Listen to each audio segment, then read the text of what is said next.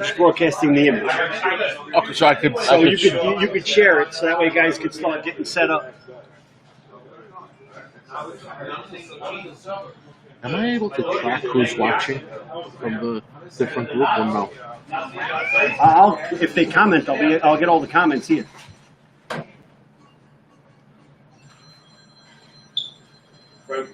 Alright, so I gotta go to the Gorillas group, right? Search your post. Oh wait, it should be at the top, right? Oh, your protocol party at the top. I thought one was coming. One's coming in virtual. Pussy. Didn't want to come make the trip. Where the hell are you? You gotta tell these people to stop posting in your fucking group. I gotta look you up. Which one is it? Just now, right? Yep. There's no shit. There's no shit. Are you in the group or on the page? Oh, I went to your group. You gotta go to the page. Yo, next week Friday. No, we got the moving round.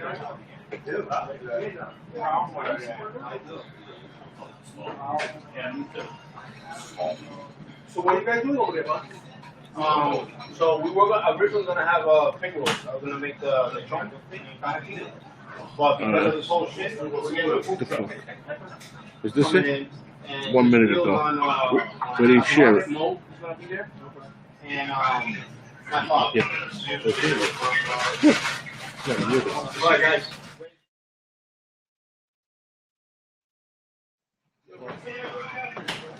Watch what we'll do.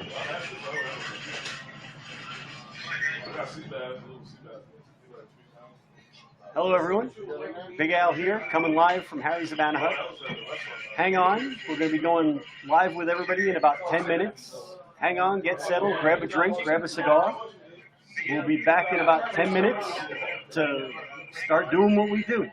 Have Harry go over some of the specials with you. We're going to have Harry give you a tour of his humidor and his lounge and show you some of the cool stuff that he has here. Plus, I'll show you some of the stuff that's up for raffle prizes. You want to win a raffle prize?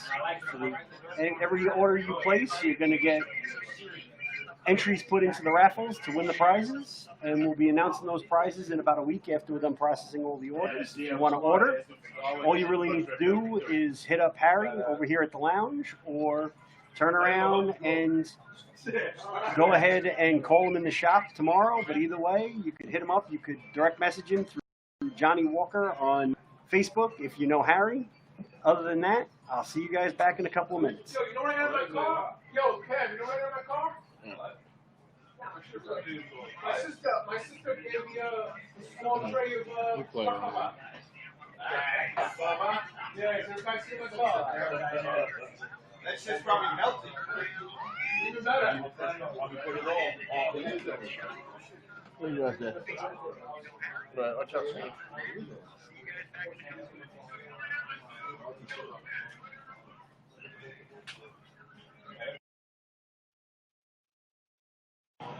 How you want to juice?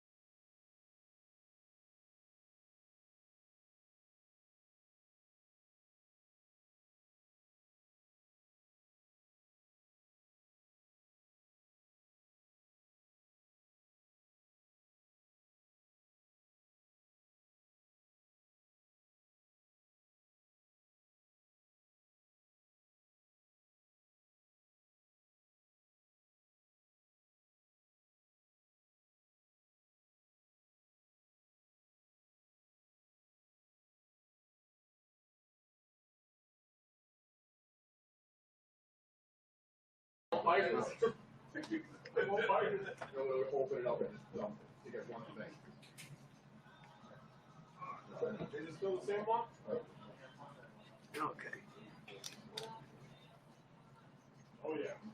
Put the headphones on. We'll start going live while we're eating. You got it, baby.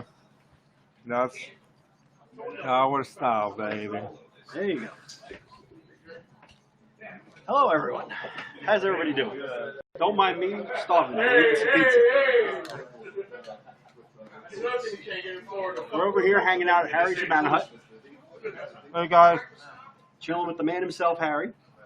Made these great shirts. If you haven't seen them yet, hit him up if you want to buy one, because it speaks the truth. Smoking cigars does get rid of the coronavirus.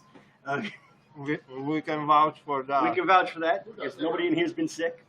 So, and we all smoke like chimneys.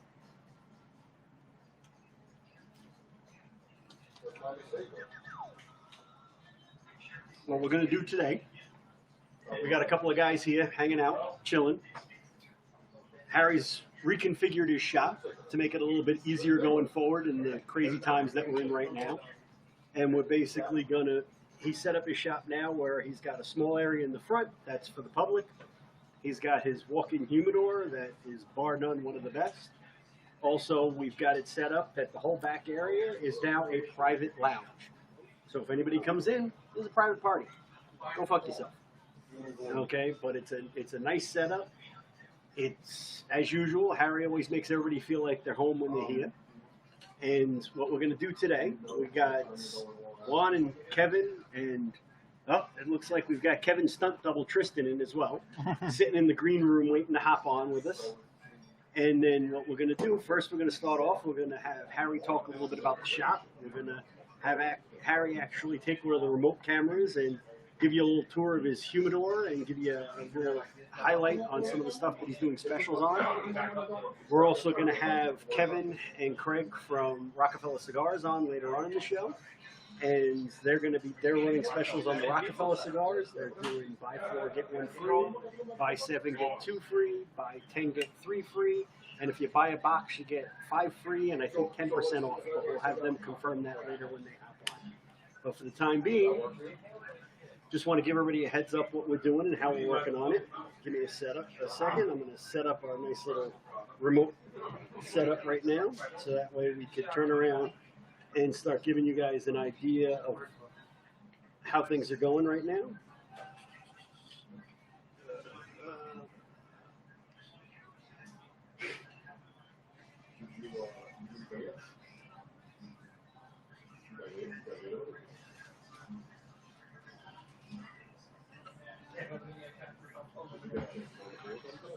You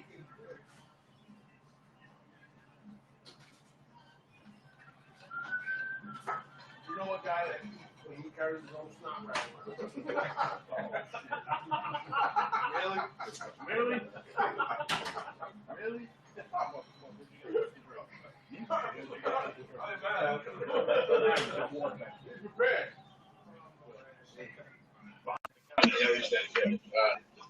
Right now, we've got some guys hanging out, eating some pizza, enjoying themselves, hanging out, smoking, doing what we do. And right now what I'm going to do, I'm going to pass the camera on over to Harry over here, and he's going to give you a little tour of the shop, show you some of the stuff that he's actually has in his humidor, as well as some stuff that he's got up in the front that he's doing some specials on and some deals on. There you go, Harry. Thank you, sir. All right, guys. So basically, as Al was mentioning it earlier, moving forward, adjusting to the times that we're living now, it's going to be slightly different than the good old days. So front of the lounge, as we see it here, it's open to the public like it was always before. So those seats, anybody can just come, purchase a cigar, hang out, and it's fine. Then for people that would like to get a little more privacy and be in the private lounge, this middle section of our lounge is converted now to be a members only. We have various memberships. The one that's actually the best deal would be the yearly membership, which is $1,200 a year, and it gets you a locker, which is a $400 value. You can keep your liquor in there, and any cigars that are purchased from our store, you can keep in your locker. So if you're a yearly member, you get 20% off on any 20 cigars or more purchased at the same time. So you buy a box of cigars, you get a nice discount on it. You get your locker. If you bring friends over to join in the lounge, they get 20% off the daily membership, which is $25. And if you would like to just try it out for a month, it's $100 a month, the membership. So that way, if you like it, then you can upgrade to the yearly. So our humidor is pretty much just as stocked as it ever was. Thank God most of our suppliers, the manufacturers and the cigar companies we deal with, they did not have any major problems with shipping or anything like this. So we have our usual suspects, the basics that we always had. And as always, we have a very wide selection of boutique cigars to include pretty much every single Viaje that has come out the last like 6 months, year or so. All the new blends we have its own section here. We have a lot of those. So a lot of guys that are into boutiques would appreciate the fact that we have most of those. We just recently got the new limited edition Las Calaveras from Crown Heads, as you can see, which is a very, very nice complex cigar. As I always say, they could use a few months of aging and they'll taste even more complex, but I'm pretty impressed with what they did, the guys at Crown Heads. So here we have like more varieties such as HR from Hirochi Rubenia, his Nicaraguan blend, the Ashtons, all the different ones. Of course, we always been a very proud retailer and supporter of Viva La Vida. Thank you, Billy and Gus, for coming up with an excellent cigar in collaboration with AJ, obviously producing it for you guys. It's amazing. We have their limited one, the 10-count boxes, the Diademas, and we also have the Club 500 from them, as well the Jester 5-packs. Have a wide variety of Añejo, the Sharks, and all the different sizes, and Opus X's, Plasencias, Tabernacles. We just got in a day or two ago the new Special 53 from Davidoff, phenomenal cigar. As well, we have the Year of the Rat still, if you're interested here. Have some Fuente H Destino de Siglo selections, and one in the big yellow box, which is really, really one of my favorites. Not to forget the Angel Chef from Opus X, various Davidoffs and Padrones. Padrones always been a staple here. Still have some left of the refill trays of the Maduro 50th anniversaries. This here is our very own Robert Caldwell / Lost and Found rack. So we have pretty much a wide variety of all the lost and founds. Not to forget the very latest one that Robert was very, very nice to put together, a great cigar.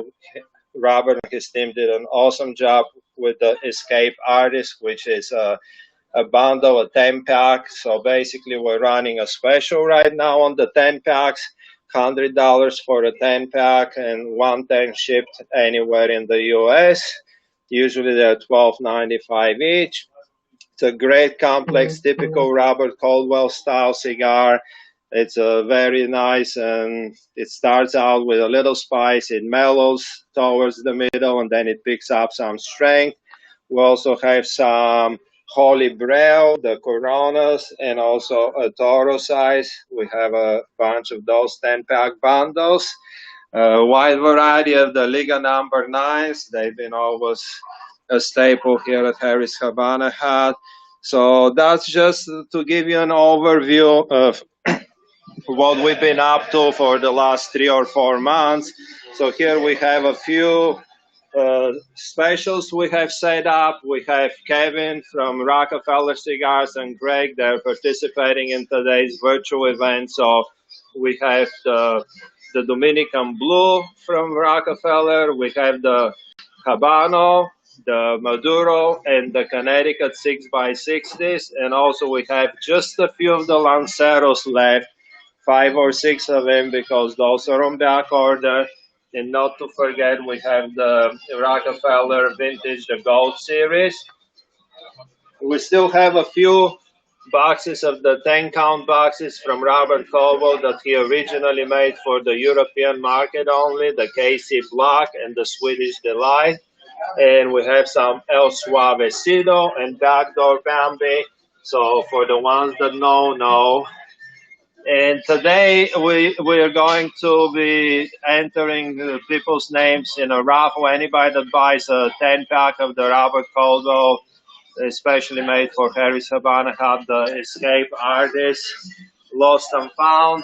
They will be entered in a raffle to win this beautiful set of the 2 nice Arturo Fuente Rocks glasses. So don't forget that. And I will pass it back down to Al the man, and hopefully you guys will have a good time having a smoke while you're with us on the virtual event tonight. And we're really looking forward to see you soon in the lounge and have you take advantage of our beautiful private lounge area here. And back to you, Al Peter, the main gorilla in the house. Okay. Have a seat, Harry.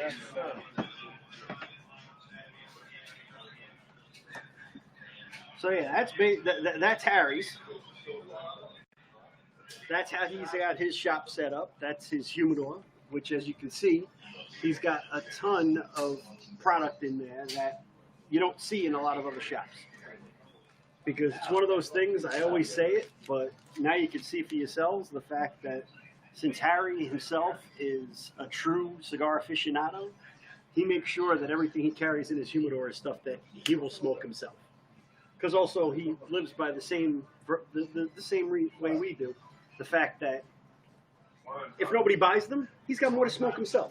That's right. It's a good problem to have. It's always a good problem to have too much inventory and have to smoke some of your own inventory. And anything in my private selection, I always tell people this is not a museum, it's a retail shop. Everything is for sale, including myself, if the price is right. Yes. You make him a good enough offer, he'll show you a good time. Not saying I've tried that myself, but I've heard. That's the rumor. That is the rumor. Also, as I said before, and I've been saying all week long, we're going to have some really great raffle prizes. To get entered into the raffles, all you need to do is make a purchase from Harry. You call him up. He takes PayPal. He takes Venmo. He'll take your credit card over the phone. He'll take any form of payment you want to send, as long as it's U.S. dollars.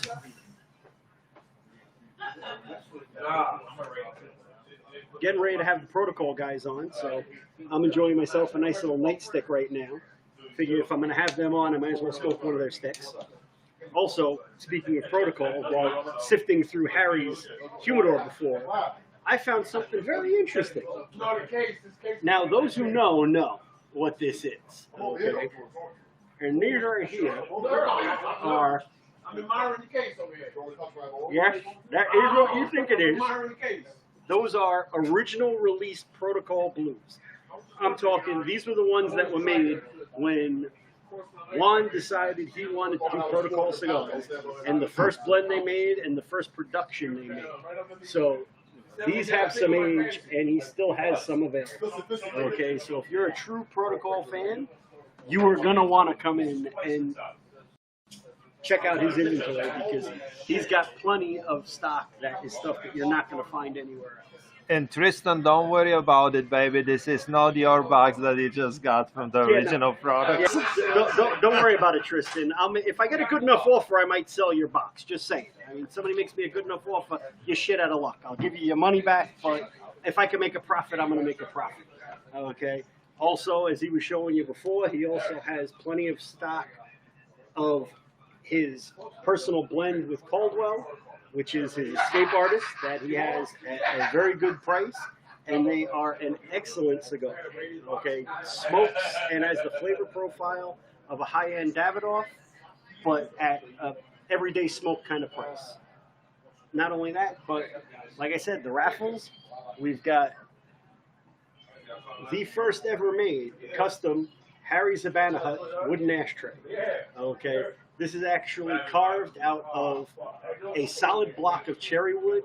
It's got several coats of polyurethane on it, as well as an actual bar top resin in the bottom to protect that beautiful artwork that is Harry's logo in the bottom.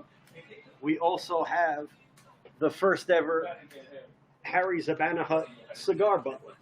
So when you're sitting at home hanging out and smoking, you've got a place to put your drink, a place to put your phone or your accessories, as well as a nice little ashtray built in here, and also a reminder of who the man is, and that is Harry from Harry's Habana Hut. Very greatly appreciated how to put all your hard work into that. Thank you very those much. Beautiful creations, and you never disappoint. Also, we're going to be raffling one of my custom Sugar Skull ashtrays. This is a nice solid, this is 2, 4, 6, 8-finger ashtray. So this is great when you have your friends over. You've got the little sugar skulls on the side, as well as one in the base of it. And once again, same thing. The ash area in that is covered in a bar top resin to protect it, so you don't have any issues or problems. Okay. And like Harry was saying, he's got all kinds of deals and great deals on everything, and a really eclectic selection of cigars. So it will be all kinds of great. Now, I know Harry here has known Juan for a long time.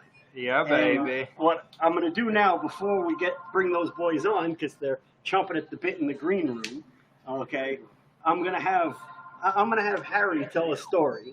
I want Harry to tell me a funny story about Juan and one of the times he's been hanging out with Juan. And we'll do it when Juan's not on, so that way Juan can't defend himself or spin it. So we'll get the actual story. That's right, baby. So basically, I mean, as Al said, I mean, I've known that crazy bastard for a while now, even from back in the days before he became the superstar in the cigar industry that he is now. But I known him before, and it was more famous actually with his old fashions than cigars.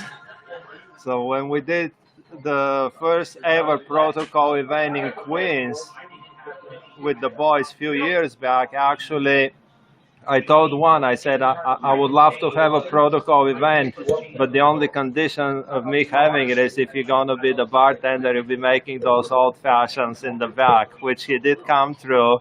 And I just don't happen to remember the end of that night for obvious reasons. Thank God I had somebody working for me that night. Oh yeah, I've had a few bad experiences with Juan's old fashions. And actually here at Harry's shop, I had one time we were having an event, and I had the misfortune of sitting too close to where Juan set up his bar. And I'm sitting there, and now normally I'm a rum drinker, so I'm sipping on my El Dorado all night. About halfway through a bottle of El Dorado, Juan pours me an old-fashioned. At that point, I never saw the bottom of the glass, because every time he had extra left in the bottom of the pitcher, he'd just top off my glass. And just to make a long story short, I disappeared into the men's room for a little while, because I was in a bad way. And everybody thought I died, but fortunately I survived. And made some good memories as well. Yes, sir. Now, what we're going to do right now, we'll bring on the protocol boys, and we'll see how Juan spins those stories. Okay. Hello, guys. I'm going to put you guys on. Am I the only one that I missed? We're going to have to get really close here. Kevin, get a little closer. Oh, hello, my honey. Hello, my darling. Hello, my ragtime gal. Hello, everybody. Can you guys hear me? Can you hear us? Hold on, checking, guys. Hello? Let's see. We're not muted. Can anyone in... Go on the bottom and see if it says. Everyone can see and hear you. Everybody can see and hear us. Al, can you... Check Yep. Facebook. We are on there. I see it. We're on there. Woo-woo. Hello, everybody. It is an honor and a pleasure to be here at Harry's Habana Hut, live on their. It might be their first virtual event ever, but we couldn't be happier when we got asked. It's a great honor to be here, everybody. How's everybody doing? Let me look in the room. What we got? We got some of the regulars. We got Bembo Pacello. We got Joe Constantino, Al, the whole Gorilla crew. It's very good to see you guys here. Al, I want to ask you a question. Can you hear me? I don't know if Al can hear me. I hear background noise. Can the people? Sounds like a phone. Can the people in the audience hear me? How about this? Let's see if the people in the audience can. Can somebody put a yes so we can hear you? Because I don't hear Al and. I can hear you now. Oh, there perfect, we go. beautiful. We hear you, pal. Hey, I guess you missed our I whole can hear you. monologue. There's just a little bit of a delay, Chief. All right, no problem. We were saying how awesome it Well, is. most of the people in the audience are actually watching from their cell phones. Awesome. So they can hear us, right? Have them give you a thumbs up if they can hear us on the Facebook. I hear a lot of background noise of Perfect. us repeatedly talking, so somebody's very close on their end. That's all right. With the phone. So listen, I saw that Harry has some old vintage protocol, and I want to get it out of there, and I want to put it in the hands that people might want it. So what we decided to do is we're going to do, if you buy five of anything we got there on the table, any 5 protocols, we are going to throw in something very, very special. Not an average cigar. It's something that nobody can get anywhere in the world right now.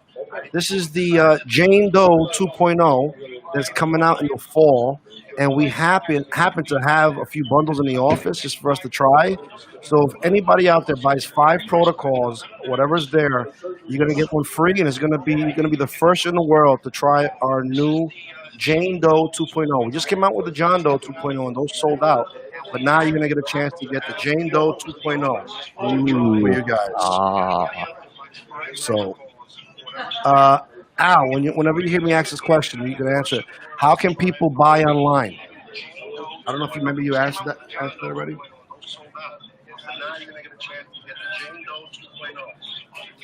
There's a little bit of delay. Very nice, very nice.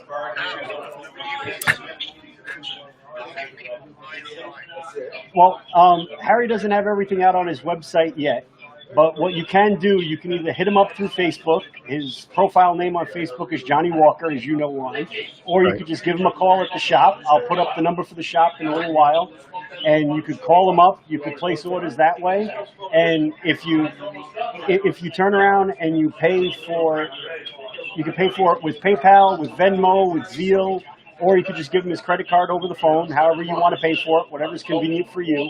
And he's going to be shipping out the stuff within a day or two of getting the order. He'll have that stuff in the mail for you.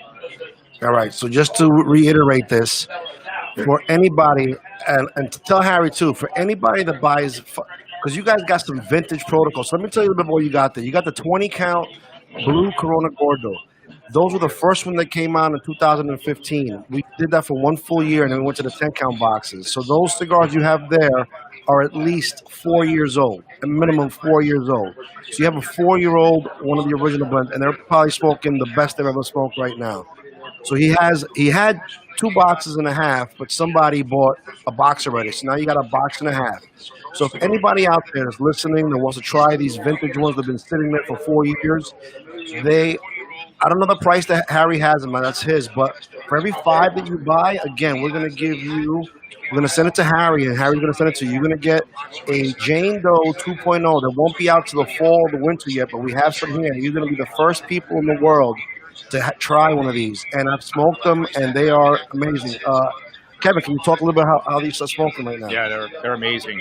Juan brought it up. I know you can't see me on camera right now. But that's okay. So Juan brought it up, but it's kind of funny how it ended up. I need my money. So basically, it's funny how it came out. John Doe is male, unidentified male, and Jane Doe is female. And the Jane Doe smokes a little bit more elegant, medium-bodied, but the flavors are fantastic. We're really enjoying this one for the limited ones that we have. So this is going to be limited to 10 5-packs.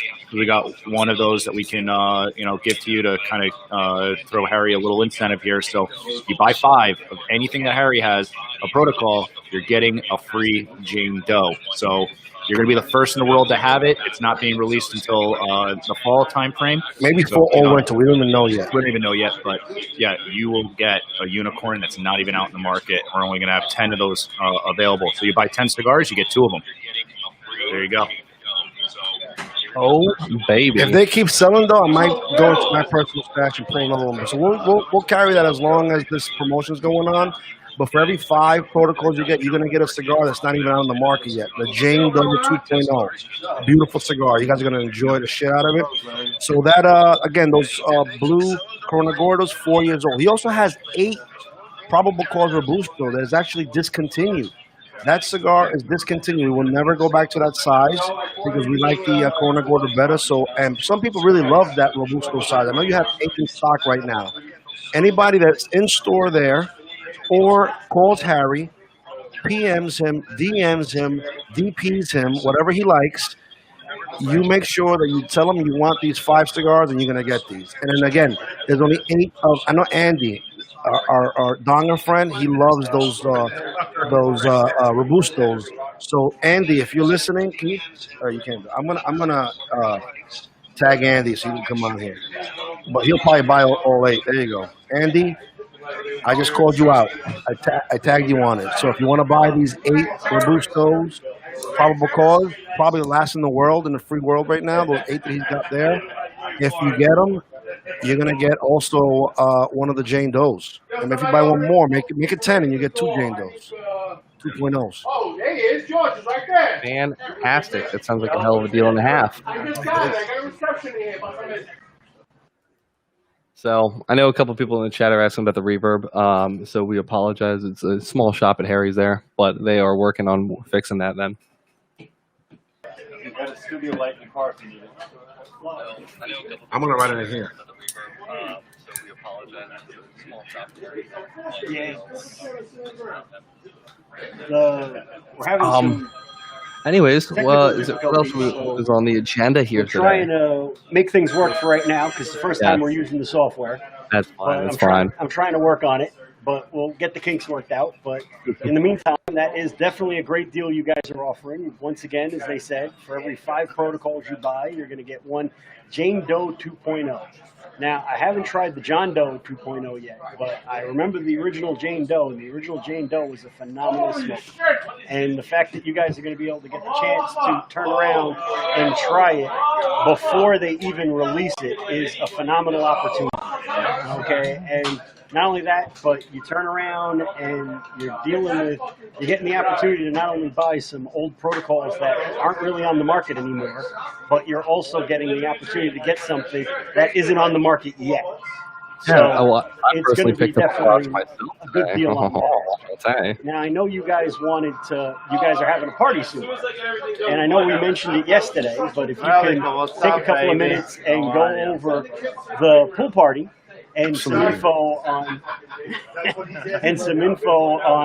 the details on it, how to get tickets, how to get tickets, what's going to be involved in the ticket, and what's going to be included in the ticket, I'd appreciate it. Yeah. So, all right. Protocol Pool Party, August 1. Sorry, gotta get on camera again. Sorry. So, August 1. It's going to be at the Oak Tree Lodge in Neptune, New Jersey. So check it out. It's on protocolcigars.com. You can get your tickets. Tickets are $150. When you show up to Protocol Pool Party with that $150, you're getting a 10-pack bundle of the Protocol Pool Party Year 1 cigar.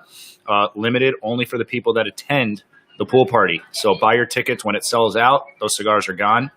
Hold on, real quick. I see a message in the chat room. Somebody said that they're trying to call the shop, but nobody's answering. So, do you have somebody picking up the phone? Does Harry have somebody work in the shop? No one's answering. According to somebody here in the chat room. All right. We'll for all you out there, we'll try to work on that. Send them a message privately. So you're getting the bundle of cigars, $90 value right off the top. All you can eat for 5 hours. We got a clam bake. We've got barbecue. We've got all the sides. We've got a pound and a quarter lobster tail per person. So you're going to be fat and happy. The pool is going to be open. We got a DJ, Jason Leiterman is going to be rocking it. Protocol subwoofer will be on site. This thing is going to pound your chest in. Then we're going to have all you can drink for 7 hours. We're going to have cornhole tournaments. We're going to have, I think they got quates and horseshoes. They've got ping pong. So it's going to be a full-on party, 7 acres, full COVID compliance. You get wristbands to let everybody know your level of social distancing, taking everybody's temperature as they come in to make sure everybody's safe. So we've dotted our I's, crossed our T's here for this party, and we're super excited about it. I will say, unfortunately, for everybody who wants to see my beautiful face behind the camera, I will not be able to make it. I have Uncle Sam duties. But He's serving his country. These two beautiful gentlemen to my right, they are going to be there loud and proud. We will be there. I don't know. Did they hear us? They're on a 30-second delay. So it's going to be a great party. I know I've been to the last couple of them, and these guys throw a real great. If you've never been to a protocol event, the pool party is definitely. There's the ring. Somebody's calling Harry to buy some guys protocol. throw a great party. They're calling Harry to buy protocol. Hey, baby. Hi, motherfucker.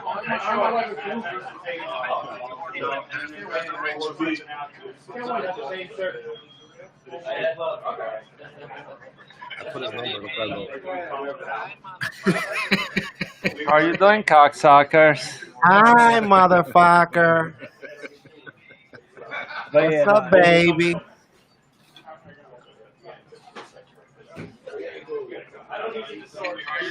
So to kill this dead silence here, bring up here while we're live. These guys definitely have some history. And while I'm here, I'm going to work on Harry to see if maybe we can get Harry to come to the pool party. So let me tell you about what I did at the Put shop. some room for the night because I ain't driving back. So I basically killed 40 people in Bell. Was it Bell? What part of Queens is that again? Bell Harbor? No, Belmar. I forget. Anyway, and Harry's shop. There was like 40 people there, and I wound up destroying them because we all Bell Boulevard over there. So I basically destroyed 40 people. We must have gone through like 7 bottles of bourbon. Everybody in there was hammered. I felt terrible for destroying 40 people's lives that night. I apologize to all the 40 people that I messed up. I am so sorry. And some of you guys are there right now. And I've never seen Al so white after he came out of that bathroom. That was actually one of my first events. No apologies necessary, Ron. We had a great time. Hey, anything that doesn't kill you makes you stronger, and you definitely almost killed us that night. Yeah. I stirred everybody's drinks with my pinky, so everybody is coronavirus immune. All you guys are immune to the coronavirus. You got it that night.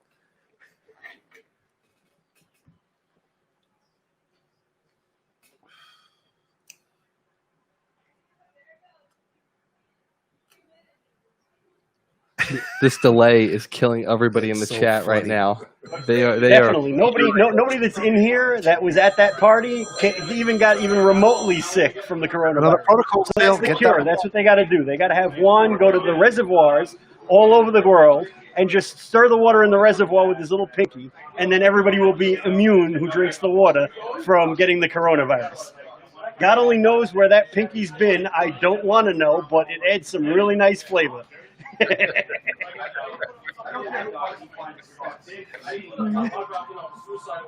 Oh, and that's just an example of why it's so fun to hang out with these guys at the events.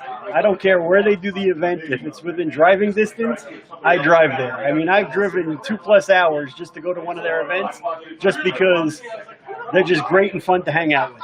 Definitely not like a normal brand's event. I know Al's is going to hear this 30 seconds from now, but Al, I just want to say thank you. You've always been a great supporter. Smokehouse Gorillas have been a great supporter. But before you even started that, you were always a great supporter, and we appreciate you. I appreciate Harry and everybody in that shop. I want to see Eric Siegel's leg. Can you get Eric Siegel's leg and just show it? Let me know. I'll see you 30 seconds from now. Is he there? Yeah, I just saw him. Is there a way we could filibuster these dead 30 seconds for these poor people? Unfortunately, no. Nah, this is gonna be it.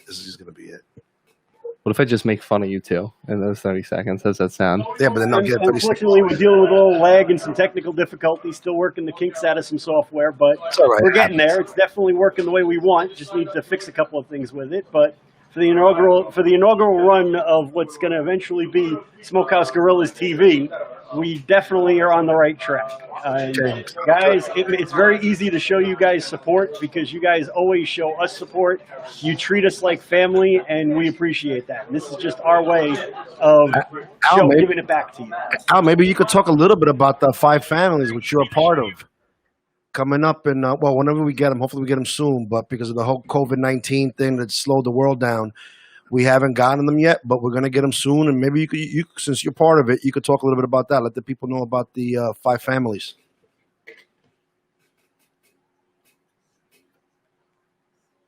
One, two, three, See, what happens is when you do that, they're going to hear that 30 seconds later. It's going to mess. Just relax.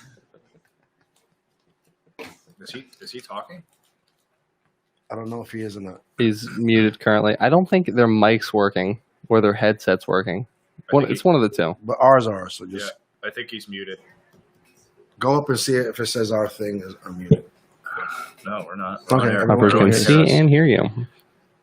So for everyone that can't hear Al, 5 families is going to be 5 cigar groups that are coming together. Well, maybe they can hear. Let me just turn the volume up for a second. He's muted currently. I don't think their mic's working. Sorry, let me try that again. Had the mic on mute. Sorry. They were muted. Great Ali, start. I what's had that a few again? drinks before we went live. I pulled a one, but basically the 5 families event is going to be, we're putting 5 different cigar groups together, including the Gorillas, including the Sheepdog Cigar Club, Distinguished Ruffians, Brothers of the Leaf, and I don't remember what the other one was, but we're also going to have Famous there as well, being one of the sponsors, as well as Protocol. And for the event, Protocol is actually doing a special blend just for the event. And all this, and any proceeds from the event is going to actually go towards Cigars for Warriors. So it's going for a great cause. It's going to be a great time because I've partied with most of the people that are going to be there, at least Cigar Club-wise. And it's going to be a real fun time. And it's going to be one of those things, stay tuned. Right now, we're just waiting to see what's going on with Corona and what we could do as far as venue-wise with the Corona crap. And not only that, we're still waiting on, we're waiting to make sure the cigar is perfect. We don't want any issues with the cigar, and we're still waiting with the issues in Nicaragua with the Corona and everything. Once we get everything good to go, we'll be posting up more information about it.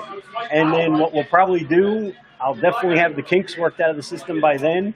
So anybody that does not feel comfortable going out with all the shit that's going on, we'll probably do a live broadcast from it and actually have roaming cameras so you could see everybody having a good time, everybody enjoying themselves, and you could be a part of it without being there if you had to.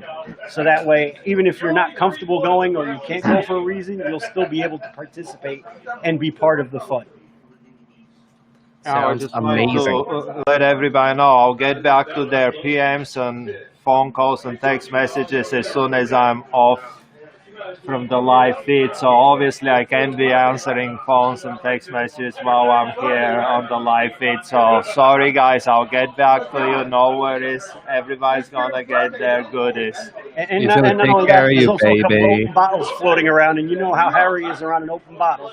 He's almost as bad as one. So almost not as bad, but almost as bad. And there's some good bottles roaming around right now. You know how these guys are. So again, I'm sure you're gonna want to bring Kevin Gold, which is another great cigar company, to coming on soon. But just to kind of hit everybody off again, I just want to reiterate our deals. You got some vintage Protocol Blue Corona Gordos there. There's probably about 25, 26 left. Somebody bought a box already, but there's some left. If you buy 5, any kind of combination of Protocol, again, you're gonna get a Jane Doe 2.0, yet to be released into the world. You will be the first person, besides Kevin and I, to ever, because Bill's not here no more, literally. But anyway, you're going to be the first person in the world to try this Jane Doe 2.0 before it's even released to the public. You're going to get that. Buy 5 of any protocols, you're going to get one of these. We're going to do a pack. Maybe if we didn't need to do 2, whatever, Harry let me know how many we're going to sell. But again, he has the 4-year-old blue Corona Gordos, and he has, I don't know how many are left right now. Maybe Eric Siegel just went and got them all, but he had 8 probable cause robustos, which are discontinued and no longer exist in the world. So those are 8 unicorns just sitting there waiting for somebody to kill them. So you guys jump on that. Again, protocol pool party August 1st. If you guys want to go, $150, all COVID compliant, 7 acres, holds 2,200 people. We're only going to have 135 there. So it's going to be, you're going to have acre, about a half an acre in between everybody. So it's going to be way into the whole social distancing thing. You're going to be no problem. The place is COVID-19 compliant 100%. You will be safe. And you're going to get, we're going to give you guys masks. There's going to be hand washing stations. Nobody's going to touch the food or the drinks. It's all going to be handled by the COVID trained staff at this place. It is, they're going to have bocce ball, quates, cornhole, or tournaments. We're going to do all kinds of stuff. You guys are going to do, it's just going to be a lot of fun. And we needed to do this because Kevin's house doesn't fit no more of the people that will go into this. So we needed to do the next level. And again, sometime hopefully in the fall and the winter, we're going to have the 5 families coming out, which includes the beautiful Smokehouse Gorillas. It is our first time, maybe our only time ever doing a 6x60. We've been asked for a long time for people to do 6x60s, and we have yet to do it. But for this something special for the 5 families, we wanted to do something extraordinarily special for you guys because we love all those 5 groups, and they came together, and we're going to do something special, a 6x60, the first ever, possibly the last, protocol 6x60. Thank you guys, and whenever you hear this 30 seconds later, Harry, you let me know. Maybe we get off and then you guys go to your next guys. If you want us back on later, whatever you want to do, we'll do it. So, boom. Small patch check. Now 30 seconds, he'll hear all this. Let me see what they're up to. Sounds good, Juan. Thank you. We appreciate you guys hopping on. We appreciate everything you guys do for the industry because you're definitely forcing other manufacturers to step up their game on how they deal with their social media and also how they deal with their fans. Okay, there's plenty of manufacturers out there that make good cigars, but we don't use the word fan or consumers. We use supporters. And I think that's why you guys get as much support as you do, because you just treat everybody like family, and that's what it comes down to. And we appreciate that. All right, guys, now you're free to hit me up with your phone calls and text messages because I'm going to go and take care of those. So thank you for your patience. And now it's all you, baby. Thank you. Thank you for hopping on, guys. I'm going to go over a couple other things, but for the time being, I appreciate you guys hopping on. Hopefully we can do this again, and hopefully next time we won't have any issues. But for the meantime, it was good seeing you guys. Enjoy. Smack Tristan in the head for me, and enjoy yourselves. Thanks, good seeing you guys. Good night, guys, and have a good one. Okay, guys, those were the guys from Protocol. Kevin, Juan, and Kevin's stunt double, Tristan. And if you didn't catch it, and I'll go over it a couple more times through the rest of the broadcast, the deal that they're running on Protocols right now is for every 5 Protocols that you buy, you're going to actually get a Jane Doe 2.0, which is yet to be released. So if you buy some of those some of the old school Protocols that Harry has here, you're not only buying a unicorn, but you're going to get a unicorn because the Jane Does aren't on the market yet. So you'll get to smoke them before anybody else has, and you'll be able to enjoy yourselves and be able to say, I'm smoking a unicorn, and I got a unicorn for smoking a unicorn. Okay? If you hold on 1 second, I'm going to corral the next batch of guys to hop on, and we'll be back on in 1 second.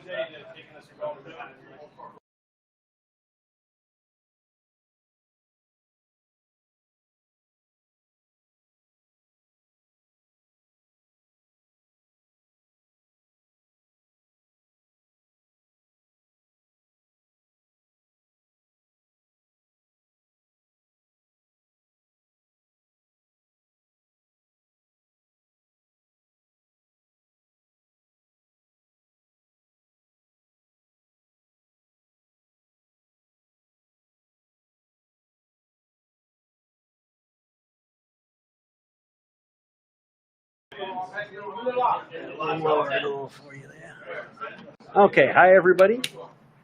I've got with me now Kevin Gold from Rockefeller Cigars. This is the man, the myth, the legend, the man behind the Rockefeller Cigars. And if anybody knows the legalities behind it, just the fact that he is allowed to use the Rockefeller name is a feat in itself, because they normally do not let nobody use that. Okay. Forgive the background noise. We got a bunch of cackling hyenas sitting in the lounge right now. Yeah, we do. Okay, so we're gonna go over right now. Kevin's going to go over the deals that we're currently running on the Rockefeller Cigars, because what we're doing, any orders that you place with Harry, whether you do direct message him through Instagram, whether you PM him through Facebook, or even if you just call him at the shop, Harry's Habana Hut in Bayside, Queens, he'll turn around and he'll take your order, work out payment with you, and ship the stuff off to you quick, fast, and in a hurry. Okay? And like we said, we've got some great protocol deals going. We've got some great Rockefeller deals going, and Kevin will go over the Rockefellers with you right now. Hey guys, how are you? So we got the whole entire core line. If Harry doesn't have them in the store, we'll have them out to you. We have about 5 different sizes on Maduro, if you don't know, in our Habano and in our Connecticut line. We also have something very, very rare today from the Dominican Republic that only 2 people have smoked. It's a Dominican Lajero, triple Lajero cigar in a Corojo wrapper made by Victor de la Cruz. For the first people to put orders in, we'll get one of those cigars. There's only 20 of them that we have here today. We also have a Maduro box press blend. 19 now, because I'm about to go smoke one after I'm done with this cigar. We also have a Dominican Maduro box press that only maybe 5 to 6 lounges have in the United States.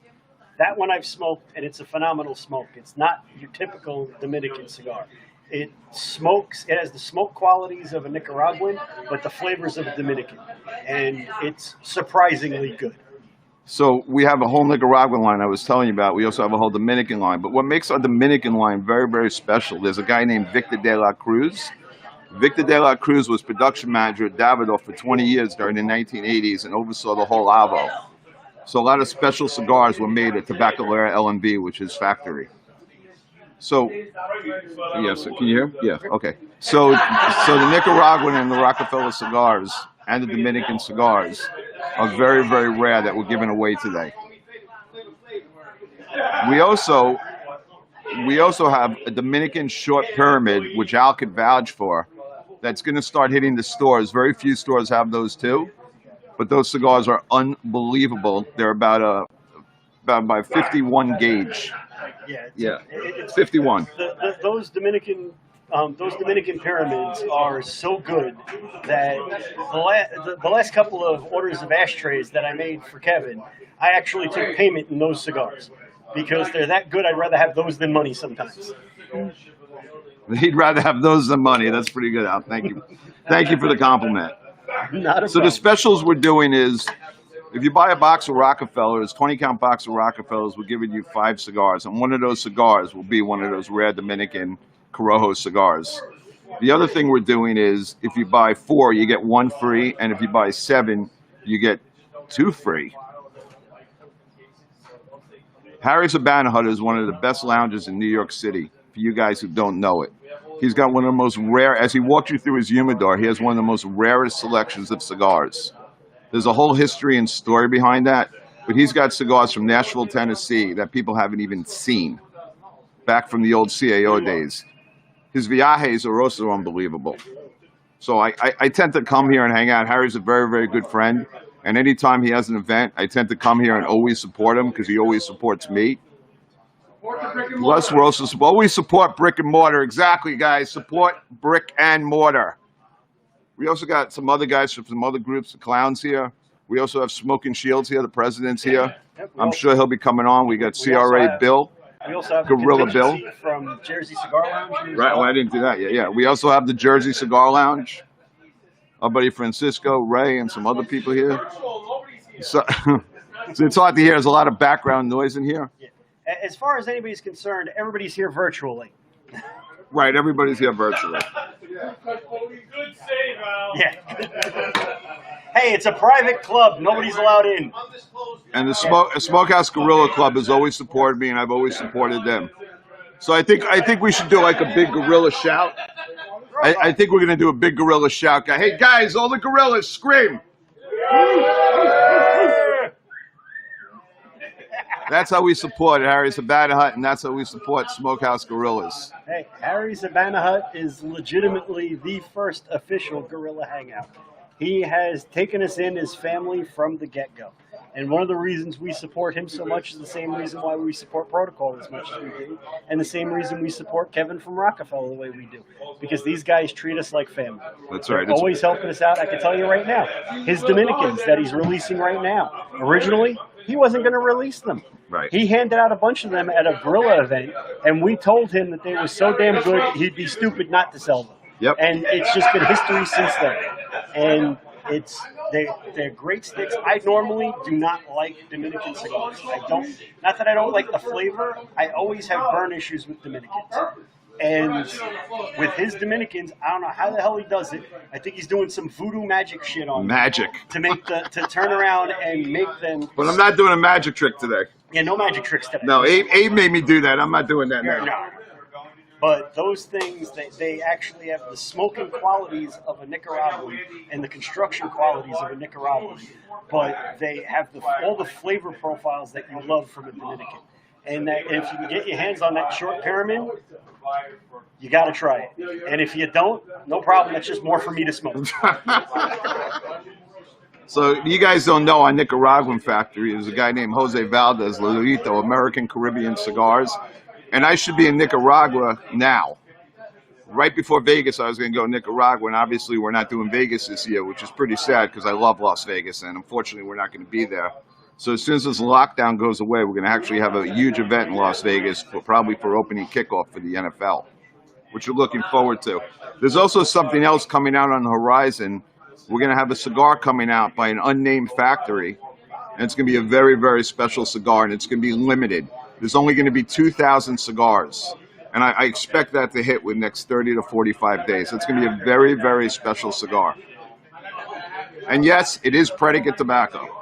I may or may not know details on that, but from what I do know, it should be something phenomenal. It will definitely be something that is worth looking for. And once we have more information and we're allowed to actually talk about it, I'll have Kevin on again to give you all the details on where you can find it and all the details on it. Yeah, it's going to be an exclusive cigar.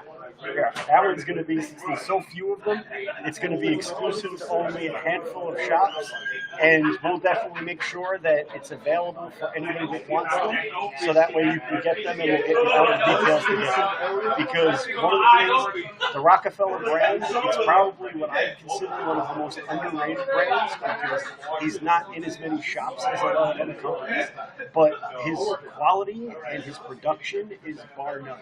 If you ever have a chance, not only the Dominicans, but his Maduro in the Lancero is phenomenal. Who was it? Coop gave it a 98? Stogie Press gave it a 97. Stogie Press gave that one a 97. Coop gave it a 92. Coop gave it a 92. So you're looking at a 90-plus rated cigar that I find it amazing when I talk to people. I'm like, I never heard of that. And then I usually give them one and they go and buy a bundle. Actually, now we're in about 6 different markets, so our store count's gone up pretty huge. Oh, nice. Good. In the last 4 months, our store months almost doubled to tripled. So yeah, no, it's been Thank you. Yep. That's no small feat with all the bullshit that's been going on. No. I mean, I know some companies that are actually in fewer shops now because of the climate that we're in right now. But the fact that it's good enough that people are bringing it in, regardless of how uncertain the times are for brick and mortars, tells you right there the kind of quality that you're dealing with. Right. And it's one of those things. I prefer the Maduros because I'm a Maduro guy. I'm a Maduro horror bit. But his Habano as well is a great Habano flavor. Some real nice flavor. A lot of people go for a Connecticut for a morning smoke. His Habano is usually my morning smoke. My Nicaraguan Habano. Yeah, his Nicaraguan Habano is great flavor. Great. It's a nice. I'd say a medium minus, but it's got such great flavors in it. It's such an enjoyable smoke. If you haven't tried it, you should. And it's one of those things you could turn around and you could turn around, call up Harry. Harry can even put you up a nice little sampler together of a couple of his different blends, so you can try them out. And then if you like them, you can always hit up Harry to buy more later on. Okay, because what we're going to do, any of the deals that we're running during the broadcast, we're going to run for the next few days. So that way anybody who doesn't have a chance Absolutely. can go. And it's one of those things. If you give Harry up a call, and let's say you're not going to have the money until next payday, give Harry a call. He'll put him on the side for you, and then when you have the money for it, he'll ship it to you. Because that's the kind of guy that Harry is. Absolutely. He's one of the, this is what happens when you actually have a legit cigar guy own a shop. Yeah. Harry's one of those guys whose palate, when I test the blend, I go to two people in the industry, I'm sure you all know them, to test the blend with me. Harry from Harry's Habana Hut, because his palate's one of the best in the industry. The other one is Vince Hill from B&B Cigars in Philadelphia, who supports us too, who's got a tremendous palate. I'm not sure if you guys know him, but if you don't, you should. He's a great guy. So I would always go to those two guys first to test the blend and get their feedback on it. Yeah, when it comes to Harry's palate, I always love when I walk in and Harry's like, "You gotta try this stick." I know I'm in for a treat. And not only that, a lot of you guys know we actually have our own cigar. We do a Smokehouse Gorilla cigar, and it's one of those things. Before we released it, one of the guys that I wanted an opinion on was Harry's, because I know how right on his palate always is. And if he didn't like it, doesn't matter how many we ordered, we weren't going to release it if he didn't like it, because we know if he likes it, it's definitely going to be a hit. Right. No, I agree. And it's one of those things. And in all honesty, Kevin's no slouch either. He was one of the guys we went to find out what he thought about our Gorilla Stick when we were doing it, because not only is he a manufacturer, but he's also one of the guys. Okay, so we go to him, we bounce stuff off him all the time. Whenever we're playing around with new blends, we'll talk to him, we'll get his opinion on stuff, and he's not the type that's like, "Oh, I can't talk trade secrets." Right. I hate guys like that. "Oh, it's a trade secret." No. Fuck you, it's a trade secret. It's not a trade secret. That trade secret's been around for as long as they've been making fucking cigars. Okay, I'm just too lazy to go look it up in a book somewhere. And it's easier just to go to a guy who's been there, done that. And it's one of those things where those are the kind of guys that we like to show support for. We love showing support to brick and mortars, especially when it's a place that makes you feel like home. And we love showing support to different manufacturers, especially the boutique guys like Protocol and like Rockefeller, because these are the kind of guys that are pushing the industry. They're pushing the envelope. They're the guys that are turning around and making these larger manufacturers say, "Oh shit, I got to pull my head out of my ass and actually start making some stuff that these guys like to smoke." And that's the reason why guys like this are the reason why we have so many new good cigars coming out into the market, because the big manufacturers had that "oh shit" moment when they see, okay, you've got these small brands that are doing all these little boutique runs on blends, and they turn around and they're doing great with it. What are we doing wrong? Why aren't they buying our sticks? And that's the kind of thinking you want. It's the core of it's the core of our way of life, okay? Everybody, it's all supply and demand, okay? And if we demand a better cigar, if the big names aren't going to do it, then there's going to be a lot of small guys that are going to be willing to step up and do the same thing. And there's more and more of them coming out. I always find it amazing when I see a cigar, especially now. You don't think people are going to be releasing new sticks, and you see these guys, even with the uncertain times we're in, pushing out new sticks just to keep people interested, keep people smoking. It's one of those things where it's amazing to see. And in all honesty, the rest of the country can take a page out of the cigar smoker's playbook. I mean, we've got guys in here right now. We've got blue-collar guys. We've got white-collar guys. We've got law enforcement. We've got everybody in between. And it's one of those things. When we're in the lounge, everybody's equal. Everybody's the same. We sit, we talk, we debate, we discuss, we smoke a good cigar. If we disagree, we do it like adults. Okay, we do it like adults, and we discuss it. And we don't throw a temper tantrum and go stomping out the room. If you do, then you're not allowed back. It's that simple. Yeah, we just tell you, get the fuck out. I mean, I think cigars are the great equalizer during all this craziness with COVID, during all this craziness with the protests. You come into a cigar lounge, everybody smokes together. It's the greatest bond in the world because I truly believe this industry is a culture and it's all about the people. You know what I mean? It's all about the people. And that's how I look at it. No matter where I am, every time I give somebody a cigar, if I'm on the street, if I just park my car, if I'm at a gas station, I go, hey, do you like to smoke? I give the guy a cigar. He puts a smile to his face. So whatever he was thinking about, if he was having a bad day or a not so great day, turns around and says, hey, thank you, man. That turned my day around. So that's what it's all about. It's all about the people. And it's one That's of those how I things, look at it. The generosity in the cigar culture is off the charts. Okay, I don't care. You know how many times I have guys say they don't want to come to an event because they don't have money to go, and I'm like, dude, come. You don't have to worry about the sticks.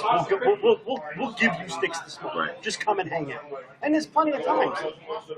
Bad day at work. What turns it around? A nice cigar on the drive home.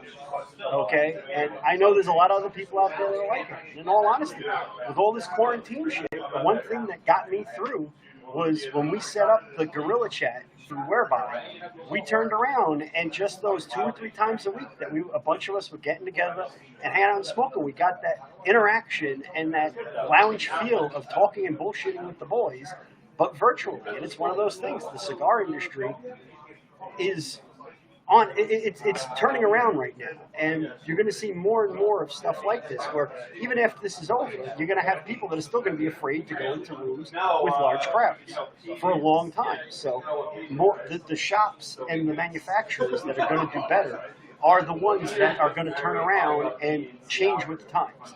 Do more stuff virtually.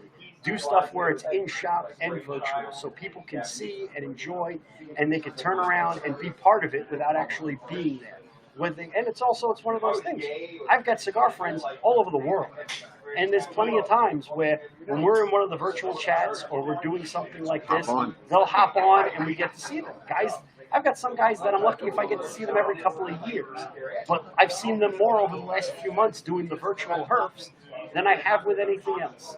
And it's one of those things, even when everything goes back to normal, I'll probably still keep doing it because it opens up the experience to everybody.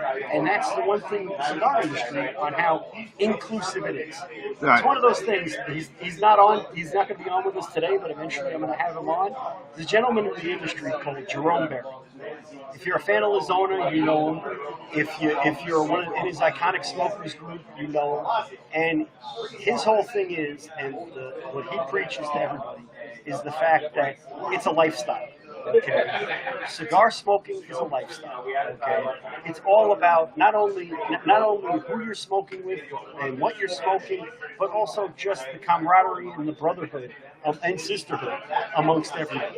Okay, that's what it comes down to. And it's one of those things where guys like this would not be in business if the big guys were doing the right thing. Right.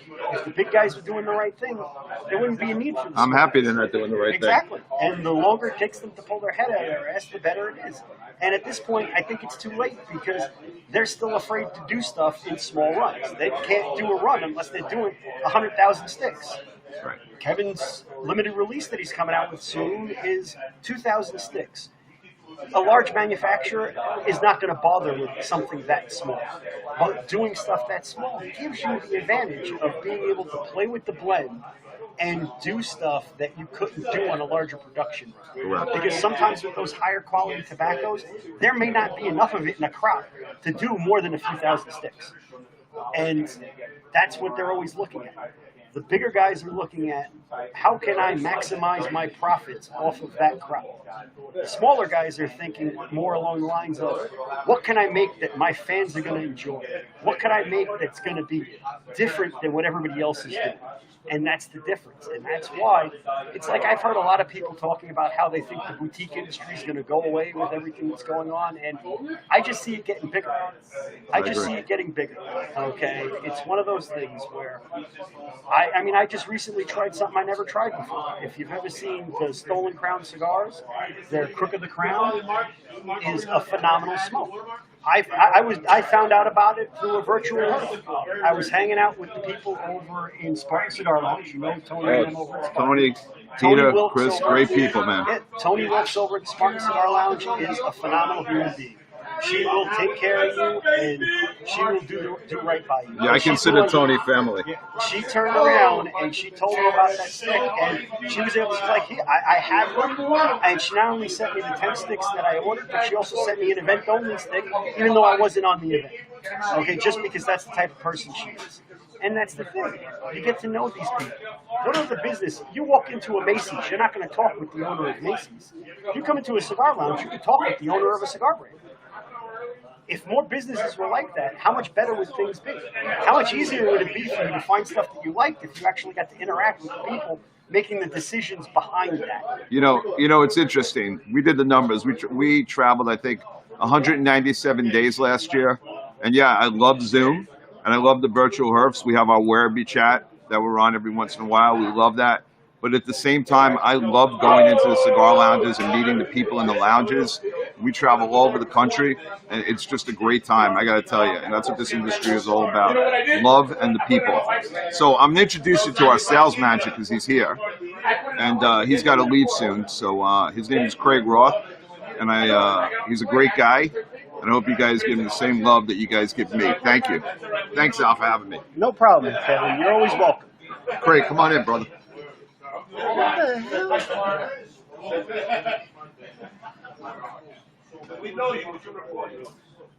Hold on, they're a little confused how the headphones work. How the headphones work? I never knew. Hey, what's up, everybody? Welcome, Craig Roth. He is the new sales manager for Rockefeller Cigars. He's actually smoking the Rockefeller Habano that I was talking about, just because he's a Habana hoe. I am, and I am. It's my go-to, and I haven't actually had one of these in quite a while. I had one today. Oh my God, it's just like I remember.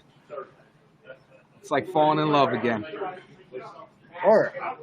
So now, what have you been doing lately to try and get, as a sales manager for a small boutique brand? What have you been doing lately to try and get the cigars into shops with everything that's been going on? Well, we've been, as Kevin said before, we're doing a bunch of virtual events. We've got one coming up on August 1st with Ash Quarterly. So I've been working with stuff like that. Also been working on marketing. So right now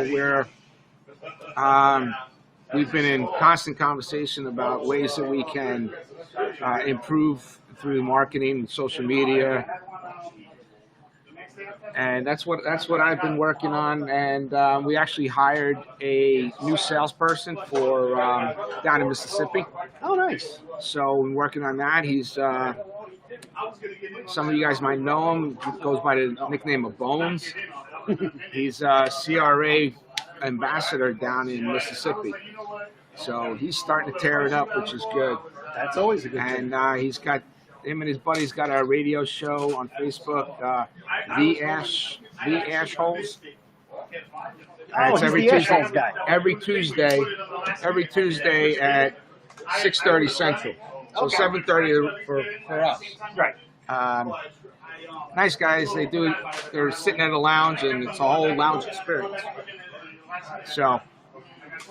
No, so Bones is an Air Force vet. Someone's saying. Yeah.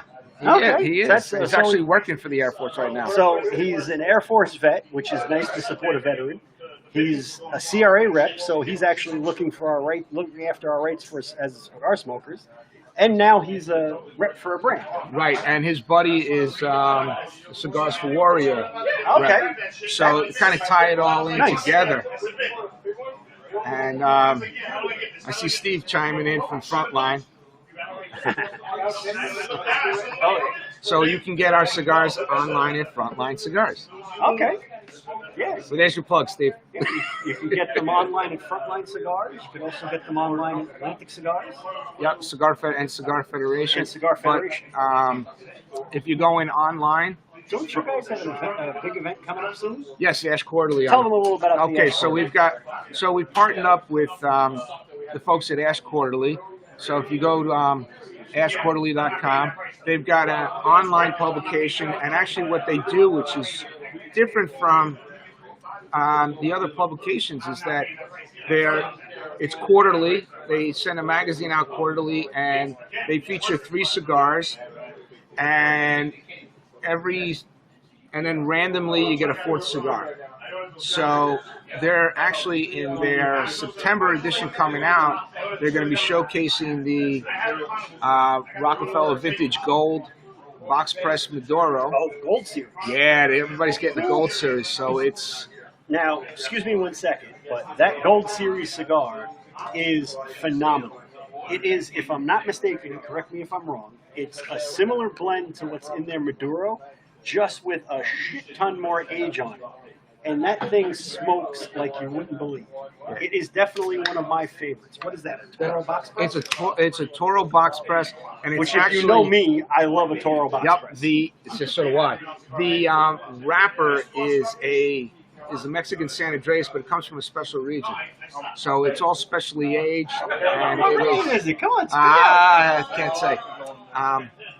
As long as it's in the Tijuana region, we're good to go. Well, it depends on if I'm in Tijuana or not. But yeah, the Ash Quarterly event on August 1st. They're putting together they've put together a Rockefeller sampler pack that they're selling. Pre-sales, I think, and that ended 2 days ago.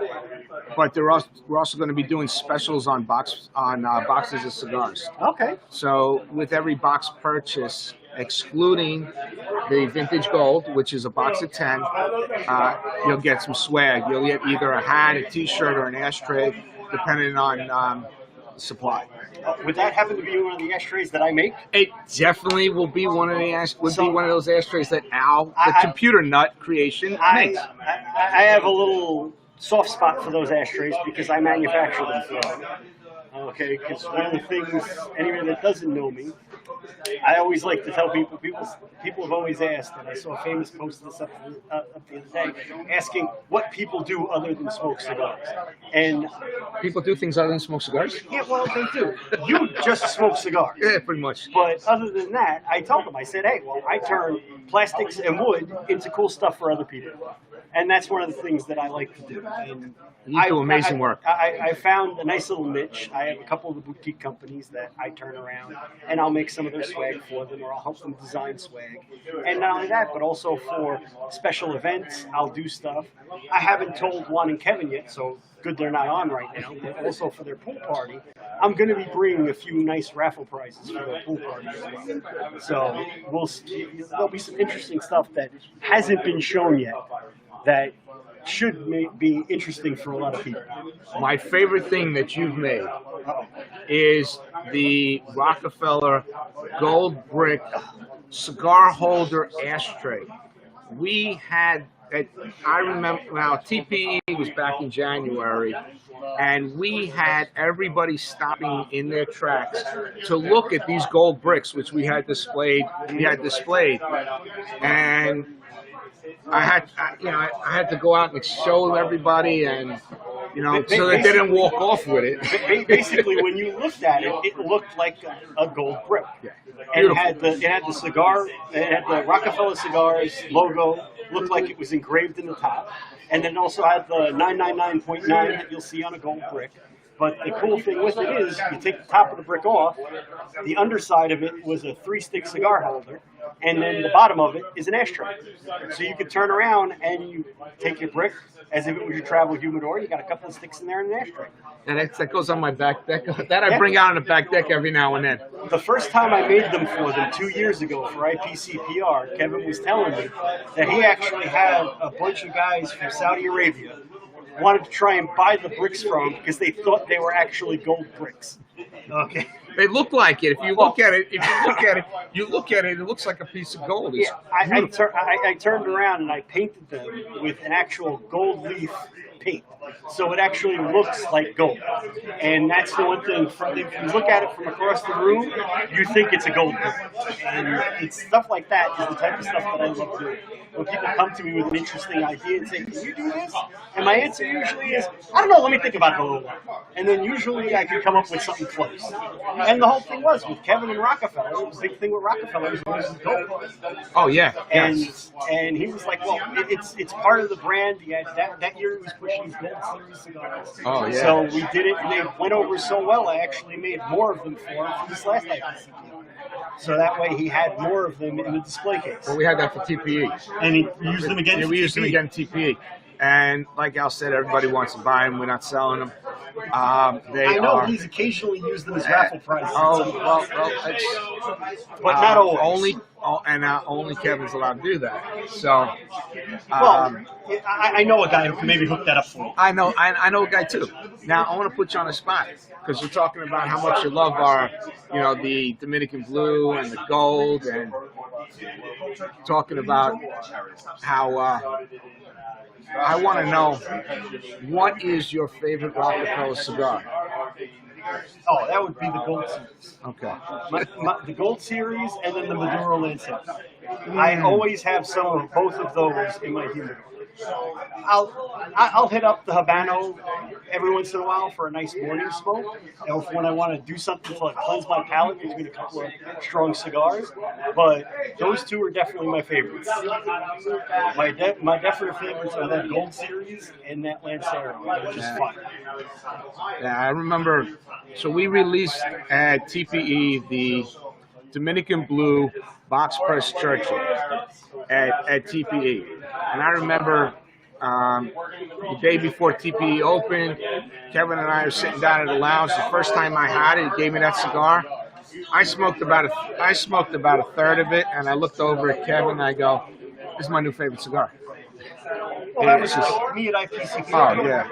At IPCPR last year was the first time I smoked his Dominican Pyramid. Right, it was those cigars were released at IPCPR. Exactly. And I was like, okay, I told myself, that was my go-to every time I needed a cigar to smoke. Yeah, I smoked almost everything at TPE. Yeah. I even I'm not a big Connecticut guy, but his I will. Is a good Connecticut. Yeah, I will grab that Connecticut every now and then. If hanging out in the morning. Oh, it's not your father's Connecticut. I actually gave that to somebody. It's more like your uncle's Connecticut. Yeah, I gave that to somebody who was buying Camachos, the Camacho Connecticut at a customer, and I said to him, try this instead, and that's just. Oh yeah, no. It's nice. It's so nice to hand somebody one of our cigars and put a smile on their face as they smoke it.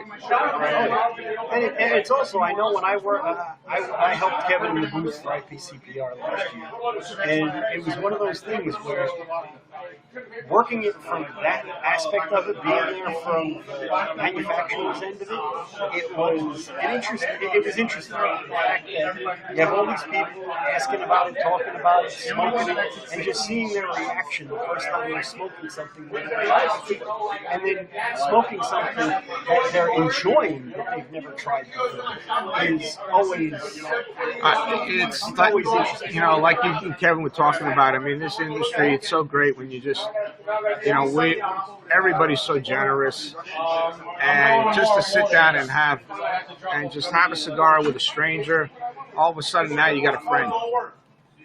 It's just loads of fun, and it's the joys of the job. Do you have any other events other than Nash Quarterly coming up? We have.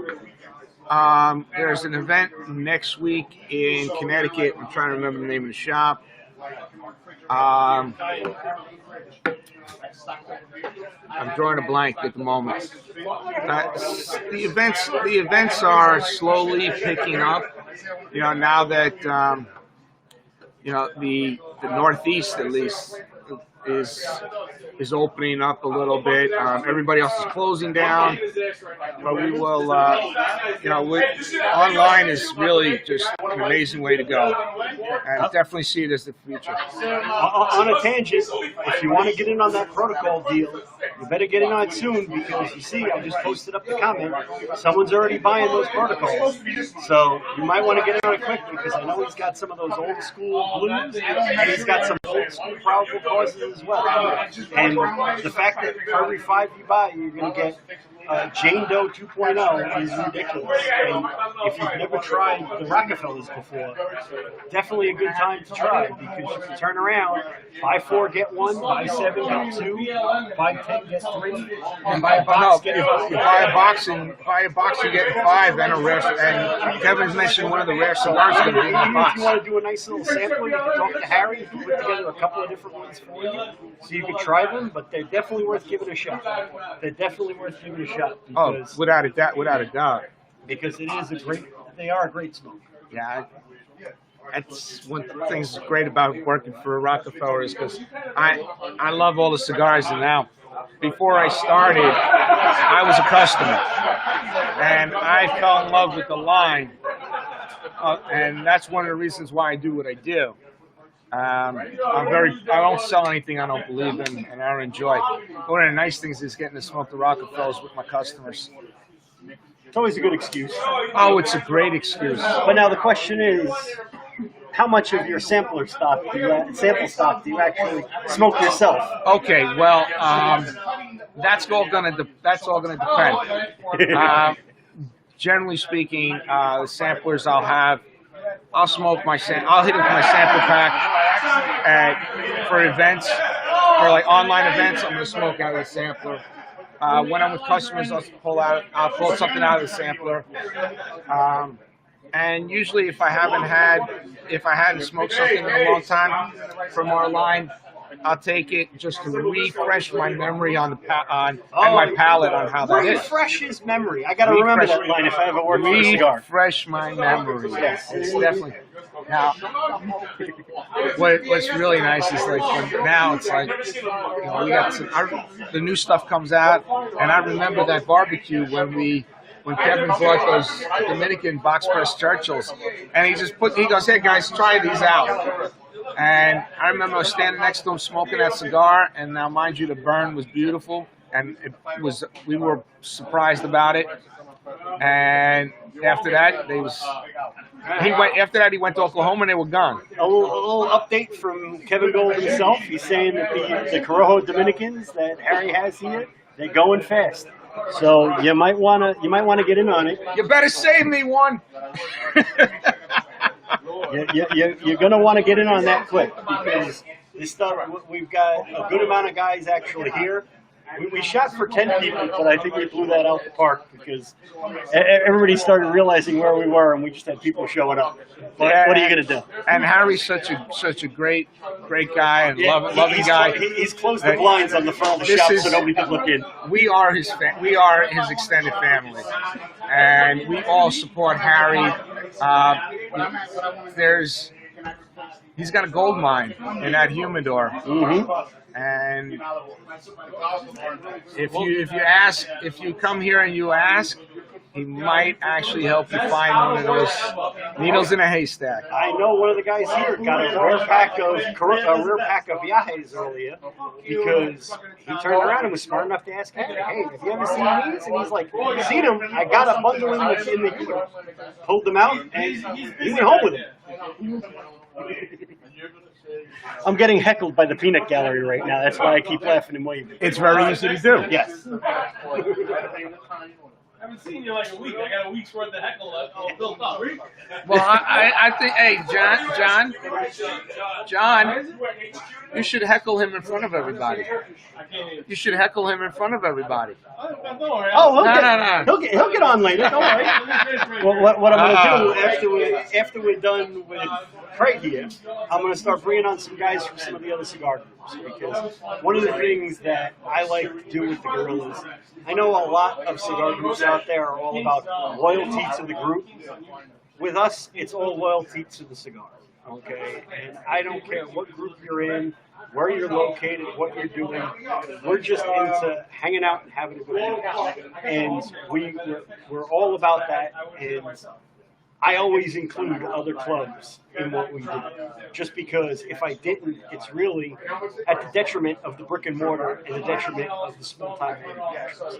Because my whole goal behind doing this is to not only have an excuse to hang out and smoke with my friends, but also to make new friends and to show everybody the experience and get people into places they normally wouldn't go to. If you're watching this, talking to these guys and listening to these guys, you turn around and you're like, hey, I'd like to go there. That's all that's important. Okay, I'm not saying make a trip out here and waste your vacation coming out here, but if you're ever out here and in the area, it's worth a stop. Harry's is definitely a place that you have to stop. If you come out to New York City and Long Island, you got to stop here. Harry's a riot. And just make sure when you say hello to him, you say, "Yeah, baby." Oh yeah. I like to describe Harry as the Bulgarian Austin Powers. Yes. And that describes him perfectly. Okay, perfect. He is a great guy to hang out with, and it's one of those things. Exactly what we're doing here for Harry's, I'm going to be doing going forward with other shops. Small shops that we hang out at, that they treat us like family. We're going to do this as a way of showing support to them, and also getting other people that experience and showing them what they may be missing out on. Because if we do one with a shop near you, it might be a shop you never tried before. What are you going to do? It's all a matter of, hey, maybe I should go there. If you want to give Harry a call and order some sticks based on this, then our goal is done. Because now you know somewhere we can go, and it's also one of those things. Harry can find just about anything. Yeah, if you're looking for something, Harry is the guy. Harry can find it for you. Depending on how much you're willing to spend, because some of that rare stuff is expensive, but he'll find you just about anything. And I know there's a couple of guys here that set him out on a few missions, and I guarantee you within a week or so, they're going to get a call back from him. Yeah, baby, I found it for you. How many you want? And that's what it comes down to. He does it for the love of the stick. This is a man that before everything closed down, last year I think he made 5 trips down to Cuba. Okay? And just because he's all about the lifestyle, he's all about the culture, he's all about the cigars. And that's what we like to put. None of this loyalty to whatever. No, it's all loyalty to the cigar and to the guys you smoke. So we're just seeing, when somebody joins, are we saying? That's just comments. Those are just comments. Those are just comments. All right. Because I got to give a shout out to my brother from another mother, Ted Luther Wall. Oh, Luther. Okay, I'm smoking your favorite. This is what's left. Ted Wall, I was disappointed when he told me he couldn't come tonight, because if he did come, I would have had him on the mic singing. Because we call him Luther for a reason, okay? Man's got a voice of an angel, okay? And you cannot go wrong with that, okay? Every time, normally when we're doing a regular event, I've got a playlist playing. I like to call it Gorilla Beats. It's all music that everybody in the group likes to listen to. And 9 times out of 10, especially after Ted's had a few drinks in him. Oh, when he's had a few drinks, he sings all of them. And it is the man, if you ever have the opportunity to see the man sing, because he actually does sing on the side. Now just look up on Facebook, the Out of Hand Band. They're good. I actually brought my daughter to one of the shows. So, what do we got there? So Al's trying to read something, and I don't have my glasses to give him. Oh, no, read something. Somebody just popped into the green room, and I don't know who the hell they are. I don't know. Bring them in and find out. I don't know. If anything, go grab Harry, because I know Harry sent the invite to somebody. Hey, Harry! Hey, kids here. Who'd you send an invite to? Who'd you invite into the green room? Someone just popped in the green room, and I think it's who you invited. Ken! Get over here! Hey, Ken! Get over here! Press the button. We got Ken from the Chief Cigars here. That's another small manufacturer that we like to support. Get over here, Ken. So I'm going to give up my seat For the chief himself. And if he says he didn't have a few drinks, then he's lying. Yeah, 'cause well, he's you got how know, to talk. I am a sales manager, right? Yeah. All right, so, the chief. You're on. Have a seat. Have a seat, Ken. Thank you, Al. No problem. You're in, Doug. Okay, for any of you who don't know about the Chief Cigar, this here is Ken Dordecker. He is the actual owner and the man behind the Chief Cigar. Okay. Everybody tonight. He is a volunteer fireman out in Long Island, and he decided to do a line of cigars. He's actually smoking one of them right now. It's called the Chief. Okay. And he is a great guy, has another great smoke. He actually has his cigars getting manufactured by Gabby Caffey, so you get the same quality and smokability that you do out of all Gabby's Caffey's cigars, but you get them with the blend that he's put together based on his palate, and he's another guy that has a real good taste in cigars. Yeah, we've been very fortunate. And I know you have something new coming out now, right? We just came out with Tell what's everybody called the about Proby. It's an Okay. Ecuador, Connecticut wrapper. Okay. Beautiful smoke. We put together a really nice blend with the fillers and the binder. Okay. And it's going tremendously well. All the Nice. shops are bringing it in without even asking. And we called it the Proby because in the firehouse, the lighter smoke is the newer guy. Mhm. So that gives us the Proby. I have the Chief, and I have what's called the All Hands, which is our box press, which is a little fuller smoke. Yes, his box press is an excellent smoke. The All Hands is one of my favorites. Yeah. It is definitely a good smoke. That's Good something smoke. that we did with Gabby And in the now, factory. and that's also something you can also get your Chief cigars here at Harry's Habana Hut. So if you did want to try them, feel free to give Harry a call and he'll hook you up with a nice little sampler. Get some of them out there, try them, and if you like them, talk to your local lounge. Ken's always looking for new places to sell his cigars. Yeah, we're pushing as hard as we can. Hard as Exactly. we I mean, can. I know he's got a lot of shops out here in the New York area. I know you have some down in South Carolina. That's also because this man actually commutes back and forth between South Carolina and New York because he's got a house down there and a house up here. He's also a smart man because the wife is down in South Carolina while he's up here in New York. Don't tell. Don't tell. Yeah, we're also in Atlanta, Georgia at Smokehouse Cigars. Okay, nice, nice. That's another new state. Congratulations. Yeah, we're getting there. Really, He's good. getting there. He's getting there. Yeah. He's made a lot of good changes over the last year or so. Has everything getting manufactured by Gabby Caffey now, and he's able to keep up with the production a lot better now because of Gabby Caffey's production and the fact that Yeah. he supports the smaller guys. That Strictly the Boutique Cigar Association. So, and they're actually big tonight because they're on with Carlos Fuente tonight Okay. and Glenn Lupi, Right. and talking about the whole FDA stuff. So, you know, if anybody's not doing stuff tonight or watching, you know, team up with that because Carlos Fuente Jr. and Glenn Lupi are talking on the show tonight too. Exactly. And Glenn Loop is a great guy. I met Glenn Loop a couple of years ago when we did the Save the Leaf event down in Washington, D.C. Yeah. When all this FDA stuff started, and he was a great guy.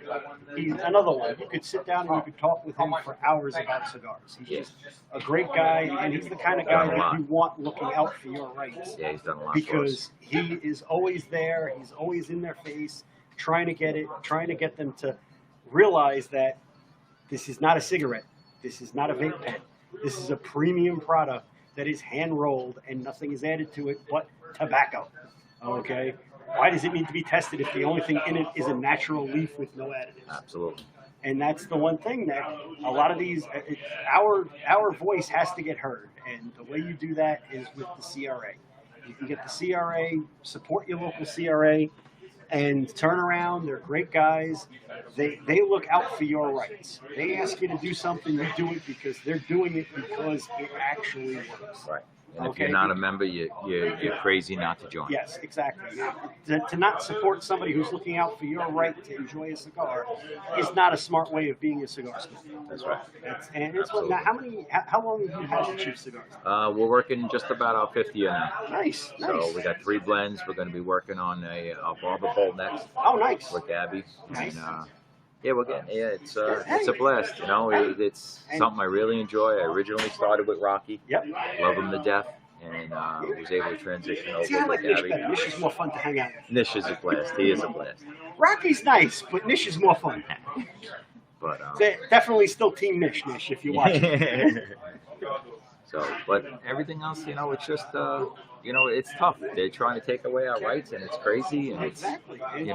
there's so many organizations out there that if people don't belong to it, they need to jump on board and see what's going on. If, Cigar Rights of America, the Boutique Cigar Association, Gabby and Armin and all of them trying to push and do everything for us. And,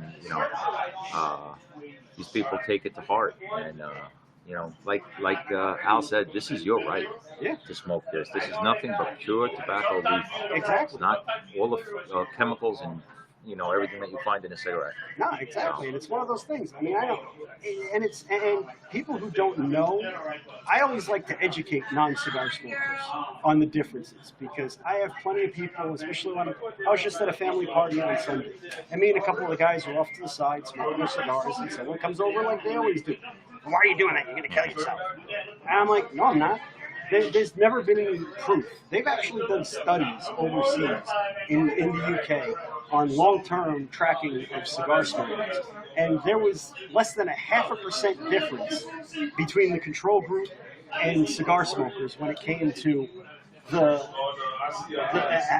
cancer cases in them. And most of those cancer cases weren't lung cancer. Okay, they just have to document it as a cancer case because it was a cancer case. So even that 0.5% was, some of those could have been testicular cancer, which you ain't gonna get testicular cancer smoking a cigar. If you do, you're smoking it anyway. Okay. But that's the whole thing. I always like to educate them. I don't get belligerent with them. I'll hit them with facts. And some people don't take facts all that well, but I still give them to them. It is what it is. It is what it is. Okay, I prefer to be educated, and if they don't want to get educated as well, then they just want to live their life ignorant, and that's no way to live. But I'm glad you showed up tonight. Yeah, man. I'm glad you showed up. Yeah, the gorilla's hanging, man. When we turn around and we do stuff out here, we're friends with a lot of the local manufacturers. They always come in, they always show their support, they always do everything with us, and that's the way it is. Yeah, baby, and it's always over by Harry. Exactly. Tell Harry to come back here. Harry, yes. Yeah, we're going to try and get Harry on here because I think we got one of Harry's. I think we got one of Harry's friends in the green room right now waiting to hop on. So I'm going to grab Harry to come back and see if we can get him on and see who this special visitor is. Thank you for coming on, Ken. Al, it's always a pleasure. Good to see everybody. Smoke safe.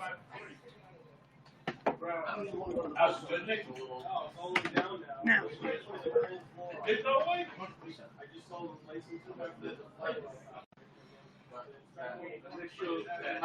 Hello there. What's up? How are you? We got a little bit of a lag in the audio, but I'm presuming Harry sent you the link. If you give me 1 second, I'm going to get the audio. Robert, my man. What's up, motherfucker? We'll be able to hear you. Hold on.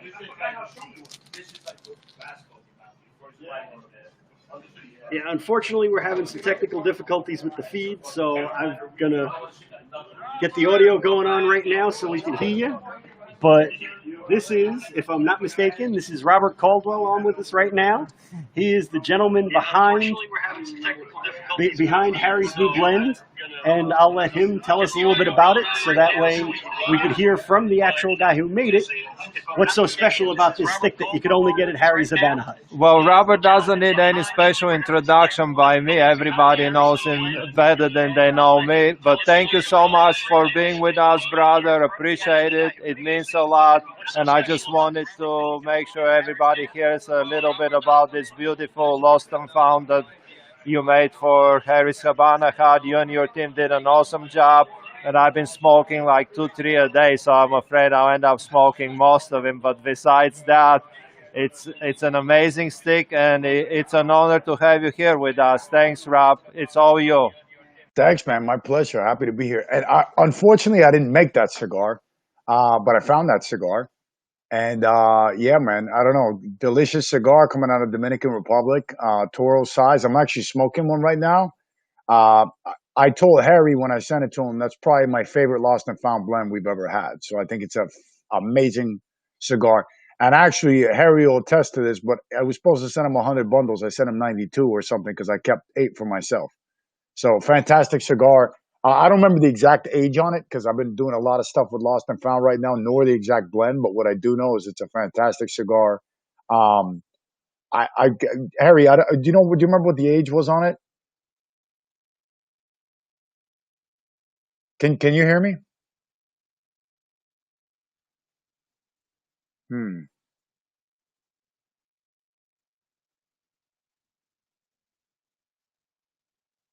I think we're having a technical difficulty.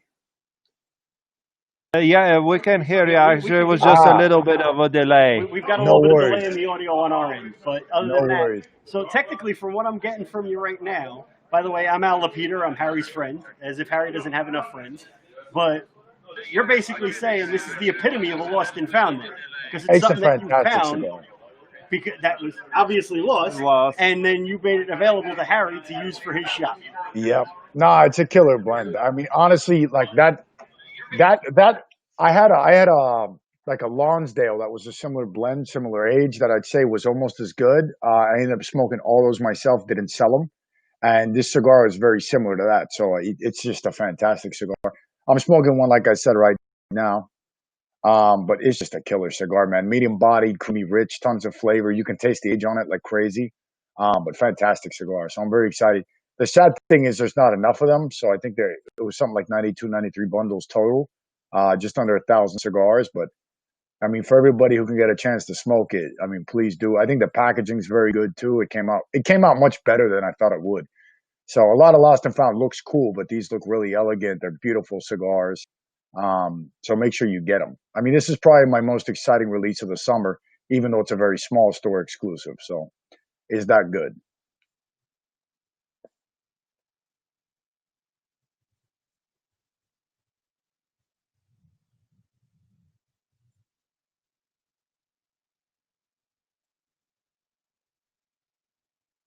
Nice, nice. That's good. That's nice. We're truly honored to have you. Actually, we talked about it with you few months ago, and I had like 1,000% faith in your taste because your taste is very similar to mine, and I knew that you wouldn't let me down. And you not only didn't let me down, you exceeded my expectations, and I'm extremely excited to have it in my shop, and I'm proud to have personalized lost and found by you and your team, Robert. I appreciate it and really looking forward to see you when you're back in New York, brother. Awesome. Sounds good, man.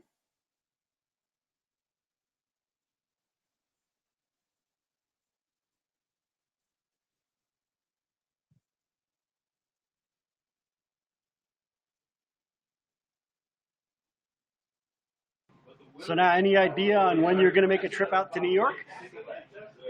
That's a good question. I have no idea. So, I mean, the way things are going, I have no idea. But what I will tell you is that I'm really enjoying not traveling because I travel so damn much that it's nice to kind of press reset. But also, that being said, my business partner has an apartment, or his parents do, in New York City. So going to New York to me is not really like traveling. It's kind of like a work vacation. So I would assume that one of the first trips I make will be up that way.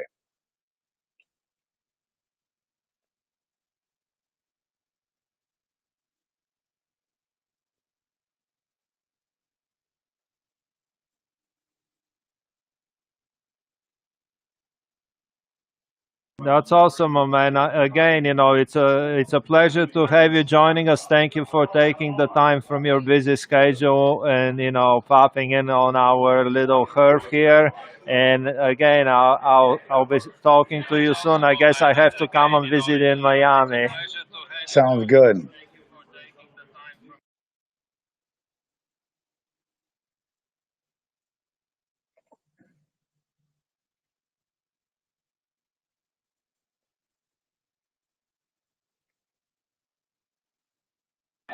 Thank you for hopping on with us, Robert. And hopefully, if you have any other stuff that you're going to be coming out with soon, you give Harry a heads up, and maybe we could have you on again to talk about it. Because I know a lot of the people that hang out with the Gorillas and the various other groups that we work with, there are a lot of Lost and Found fans, and I know they'd be really love to hear what you've got planned. Awesome. Yeah, we have a few releases coming out next week, so we'll have some new stuff coming towards. I think in the next week we're shipping, so I'll make sure to get Harry the information. We haven't released anything yet, but it'll be coming that way.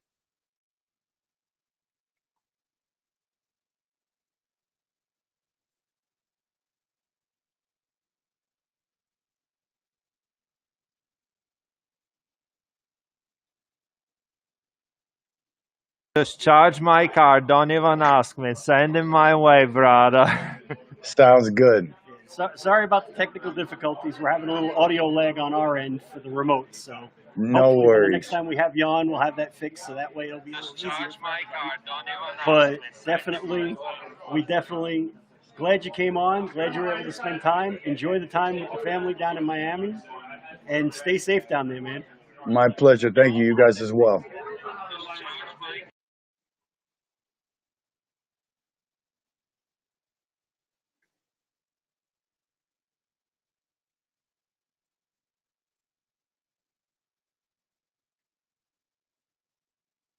Enjoy the escape artist. Have a good Will one, do. brother. You guys too. Take care.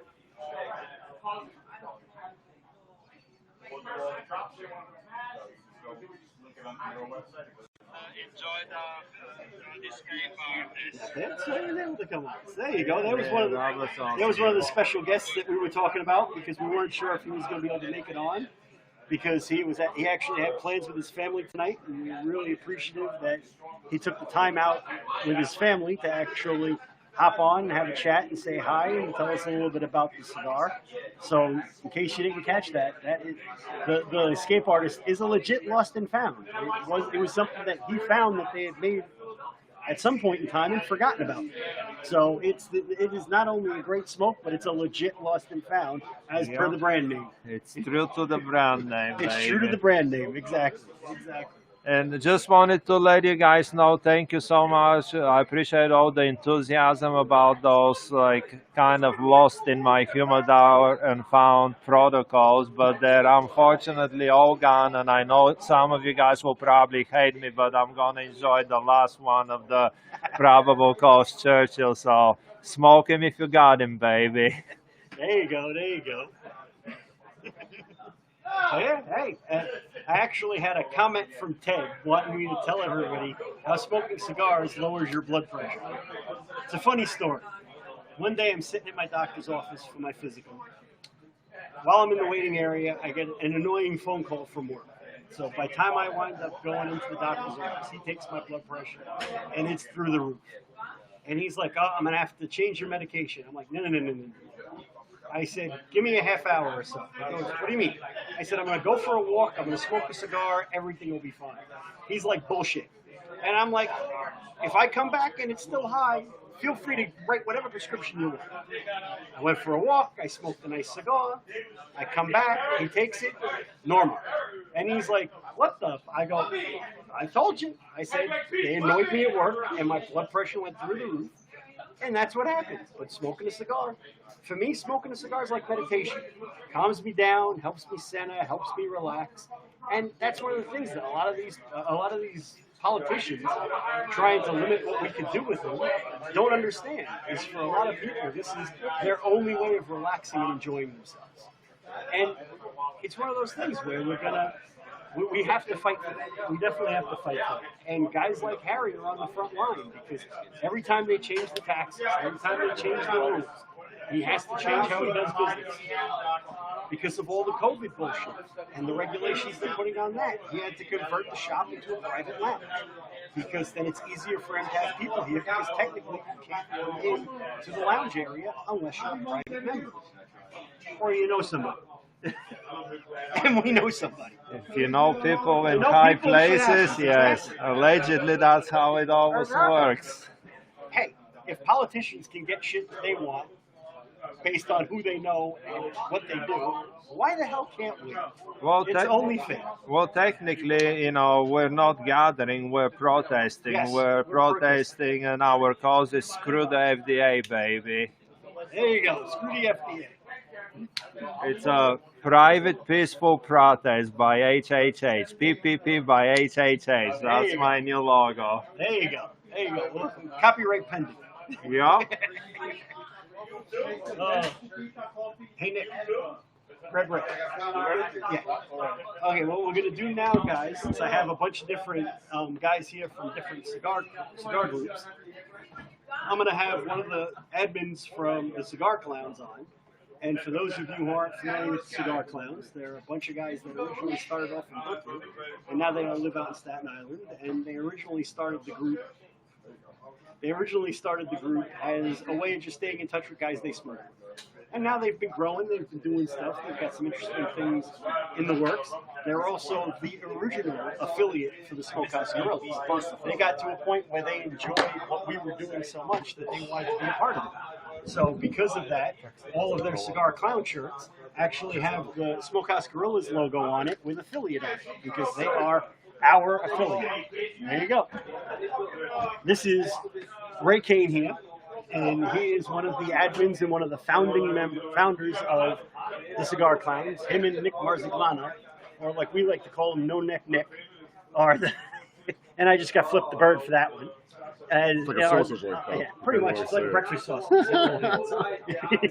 I got another finger for that one. But they are the two guys that originally founded the Cigar Clowns, and I'm going to let Ray tell you a little bit about the group. Fire away. Go for it. Well, first of all, thank you for having us here. Oh, it's always a blast coming and hanging out with the gorillas and coming to a herf and doing an event and just hanging out with the guys and shooting the. Can I curse and say shit? Is that okay? Yeah, go. So, shoot the shit and whatnot. Basically, why are you hovering over me like a pending game right now? So basically, how we started. Nick's invading his 6-foot private space. There's no. You didn't even sanitize yourself. I'm telling you. Go dip yourself in hand sanitizer and come back. So basically, how we started. Me and Nick actually met in the catering business over 20 years ago, and. He had left a certain point, I had stayed, and we kind of lost contact for a little bit, and we kind of rekindled our relationship a couple years down the line, and he was heavily into cigars at that point. I was kind of like just in the beginning stages of it, and the first cigar I ever smoked was a Baccarat. I'm not so embarrassed to say that, but you got to start somewhere. You got to start somewhere, right? Acid, Baccarat, whatever the case may be. So we kind of rekindled, and basically the palate that I have today and the love I have for the cigars is through Nick, and my journey in the cigar world is basically through him. He kind of brought me cigars to where I'm at now and what I love and appreciate, and I appreciate the culture so much. He gave me my first Undercrown, and once I had that first Undercrown, I pretty much never looked back, and it was premium cigars from there on out. I wouldn't play the cigar, but we've kind of we started a group, and we would hang out on Friday nights for the most part, and we Nick kind of came up with the motto. He would call me up and say, well, what are you putting in your mouth on Friday night? And like, oh, a cigar. What are we smoking tonight? Oh, okay. We'll go hang out. We'll go by his original house when he had first moved out to Staten Island, and then I made the pilgrimage out to Staten Island, coming from Brooklyn. We originated in Brooklyn. We're from Brooklyn. Both from Bayside Brooklyn boys. We would hang out on Friday nights at his house, and for the past 20 some odd years, we've been smoking cigars together. A lot of people have come along the way and joined our group and become very tight knit with our group. Danny Solowenchek and Joe Casara and Steve Murphy and Bob Palucci. We kind of have like a little close knit group of we consider the core five in our group.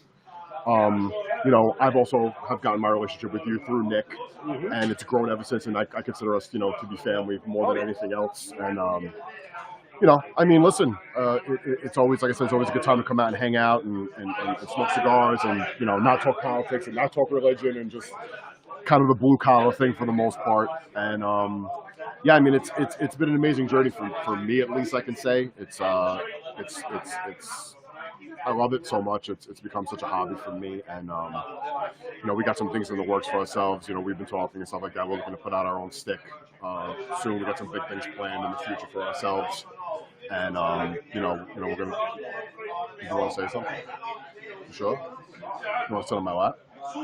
People want to see you. The people want to see you. It's a wide angle lens. We'll get you in here. We'll get you in here. There's enough room for you. No, I don't want no. I don't need you on top of me. You're already hot enough. I don't need you on top of me. We'll get you in next. Don't worry, Nick. Stop chomping at the bit. Yeah, you're going to be in it. We got to show them why I call you No Neck Nicholas. See, I said shit. You got to go beyond that? You got to drop the F. Come on, man. We're trying to make this a little semi-PG for the most part. But listen. PG-13. PG-13. But yeah, like I said, all the times that we've had conversations and, we've kind of developed our own relationship and whatnot. And, we've talked a lot about things and, like, listen, like I said, I enjoy the culture. I enjoy the the camaraderie, and because you can walk into any cigar shop and meet people who you don't know and spark up a conversation about anything, like kind of like what we're doing now. And it's just it's a brother and sisterhood. It's expanded into a sisterhood more so now than it was 20 years ago. But I mean, like for us, like I said, we started from just kind of hanging out in Nick's yard to Nick built his own little man shed that you've actually been to a bunch of times, and we smoke on the regular through this whole COVID crisis that we've been going through. We pretty much virtually herfed every single day of the week for the most part. We've virtually herfed, just kind of keep everybody, we're trying to respect the rules of this whole thing and trying to get this pandemic to go away and keep everybody safe. Keep everybody safe and when your life revolves around social interaction and that gets taken away from you, right? It's hard to cope with it. Right. And right. I know a lot of guys that were having a hard time getting along with it. And those virtual herfs helped a lot of people get through this.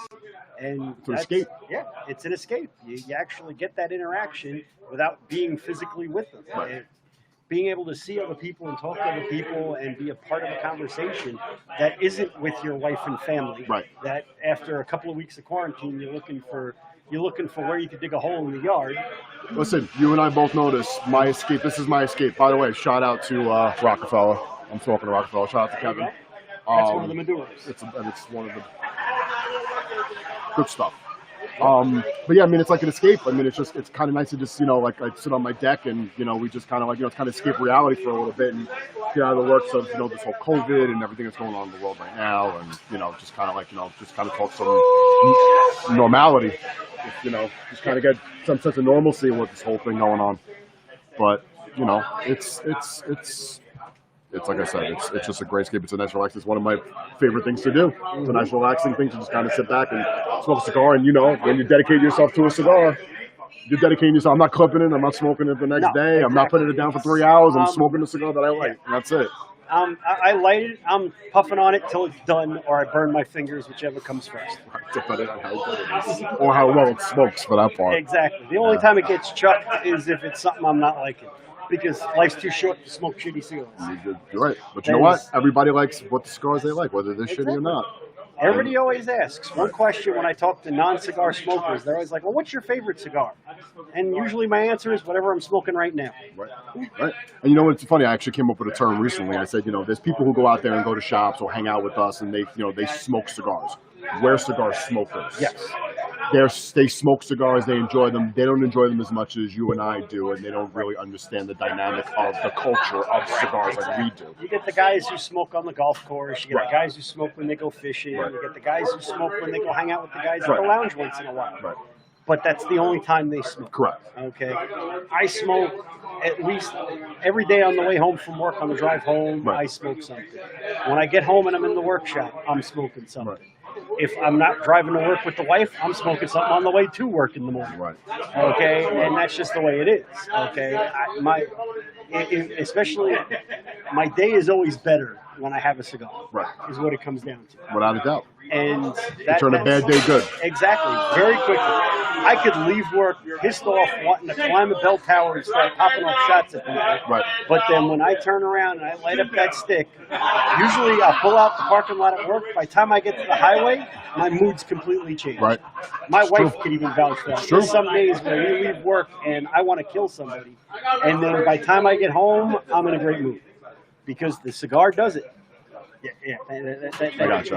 I'm got you, bud. I'm trapped back here. I'm sweating my freaking balls off. Everybody else gets to get up and go to other areas, and I'm stuck back here sweating my nuts off. Oh, but yeah, no, it was good. It was great having you on. I know you guys have some stuff in the works. Yeah, we do. Once all the COVID shit is over and done with, we're actually working on a nice event with the Cigar Clowns that we're going to be doing. We'll keep you guys posted once we can do it. Right. Okay, we started planning it before this happened, and right now the world changed. Yeah, exactly. Till everything gets back to normal, it's not worth trying to do it because the way we want to do it, we feel is the perfect way for that type of event. Absolutely. So we don't want to sully the event by doing it wrong. Okay. And not only that, but I know you guys are working right now with a couple of different blenders trying to get something good going for the stick. Right. And it's just a matter. Stay tuned. We'll definitely have more info on all of that as we have it, as we can, because it's one of those things. These guys follow the same rule that me and Eric always do when it comes to any cigars that we do for the Gorillas. It's not ready till it's ready. Absolutely. I like to consider making a cigar like you would barbecue. Right. Okay. When I'm smoking something on the barbecue in my smoker, everybody always says, "Well, how long do you cook it for?" I cook it till it's done. Right. It's that simple. Right. There's lots of different things that go into it. Right. You could have something that you roll it perfect, it's done, Right. it sits, but then you smoke it and it's not quite ready yet. Right. I mean, I know me and Eric have had cigars that we've sat on for a year or more before we'll even look to even try and release it, because we won't release it till we feel it's ready. Because our whole thing is, I'm not going to sell something to somebody to smoke that I wouldn't smoke myself. Right. And I'm doing that selfishly, because in all honesty, if nobody else likes it, I got more shit to smoke. You can move on to the next one. Right. Exactly. That's if the I process enjoy we're in it, right now. If I enjoy it, it's not a wasted Right. because then I just have more to smoke in my humidor. Right. You never settle for mediocre, in my opinion. You know what I mean? Like, listen, you can put out a mediocre stick, and that's great. And you know what? There'll be people that like it. Yeah. But if it's not going to meet my specifications or Nick or anybody in our group, and then like, it's a 3-to-1 ratio or a 4-to-1 ratio, we're not gonna put out a product that's not gonna be good. That's our standard of smoking. That's just the way I feel. But I know you feel the exact same way. Exactly. Because you know how I praise the Gorilla cigars and I love the cigars and I push them all the time. Same thing with Rockefeller. I will not say or I not promote it on social media if I didn't think it's that good of a stick. I wouldn't even post it on social media. So, I mean, that's basically, you got anything good? Who's Ted asking says, questions? "What's your favorite cigar?" Answer the next one. Yeah, right. There you go. After this one, whatever's next I got in my box, I got to look. What is it? And what's my next one on the list? What do you got? My next one's gonna be Well, there you go. a Rockefeller Maduro Lancero. There you go. One of my favorites. But listen, you can anybody who doesn't follow us on Facebook, it's we're Cigar Clowns on Facebook. Again, we're affiliated with Al. He helps moderate with our stuff. We help moderate with his stuff. Vice versa. We're also on Instagram now at Cigar Clowns as well. If you want to follow us on there, throw us a shot. Basically, do you want to jump in and say hello to the people? The people are asking for you. Hey Nick, hey Nick, hey Nick. So waddle your little body over here. I'll get off. I'll stand up. All right. So you can sit down. I know you can't stand up for too long. Okay, coming up to the microphone next is Nick Marziclano, aka No Neck Nick. Stop that. But do you see why I call him that?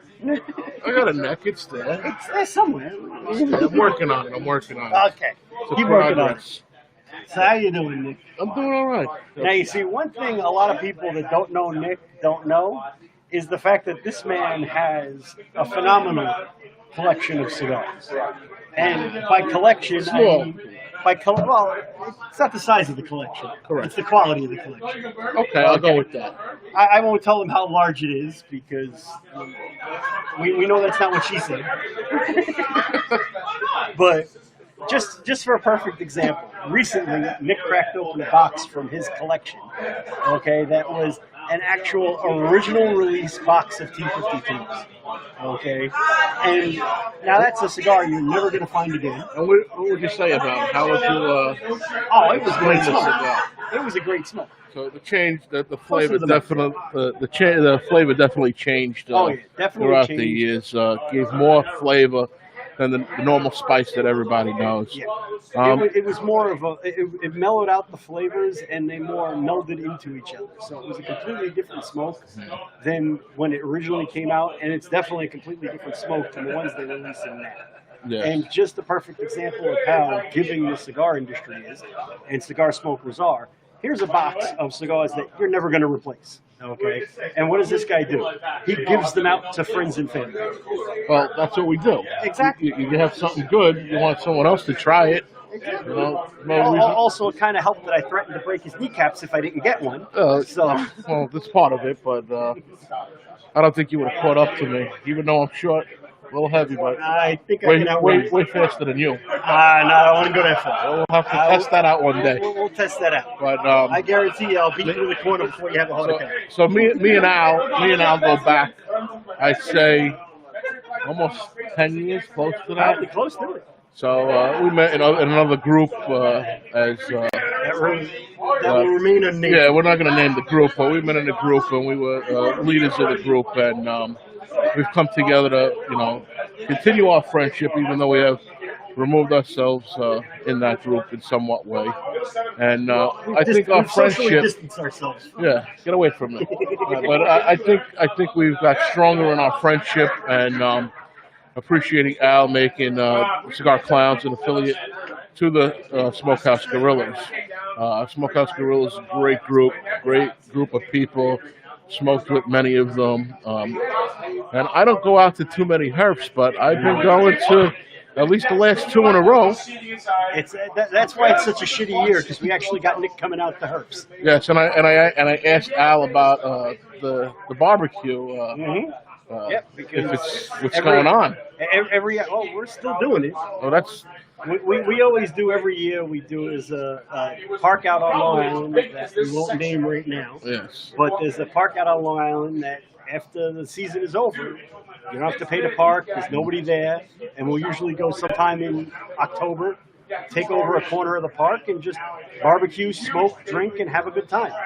And that's been, I think, this year will be the 4th year in a row we've done it. And it's always a fun event. And that was earlier I mentioned when Kevin gave out his Dominican at one of the events. It was actually at one of our barbecues. And everybody at the barbecue told him the same thing.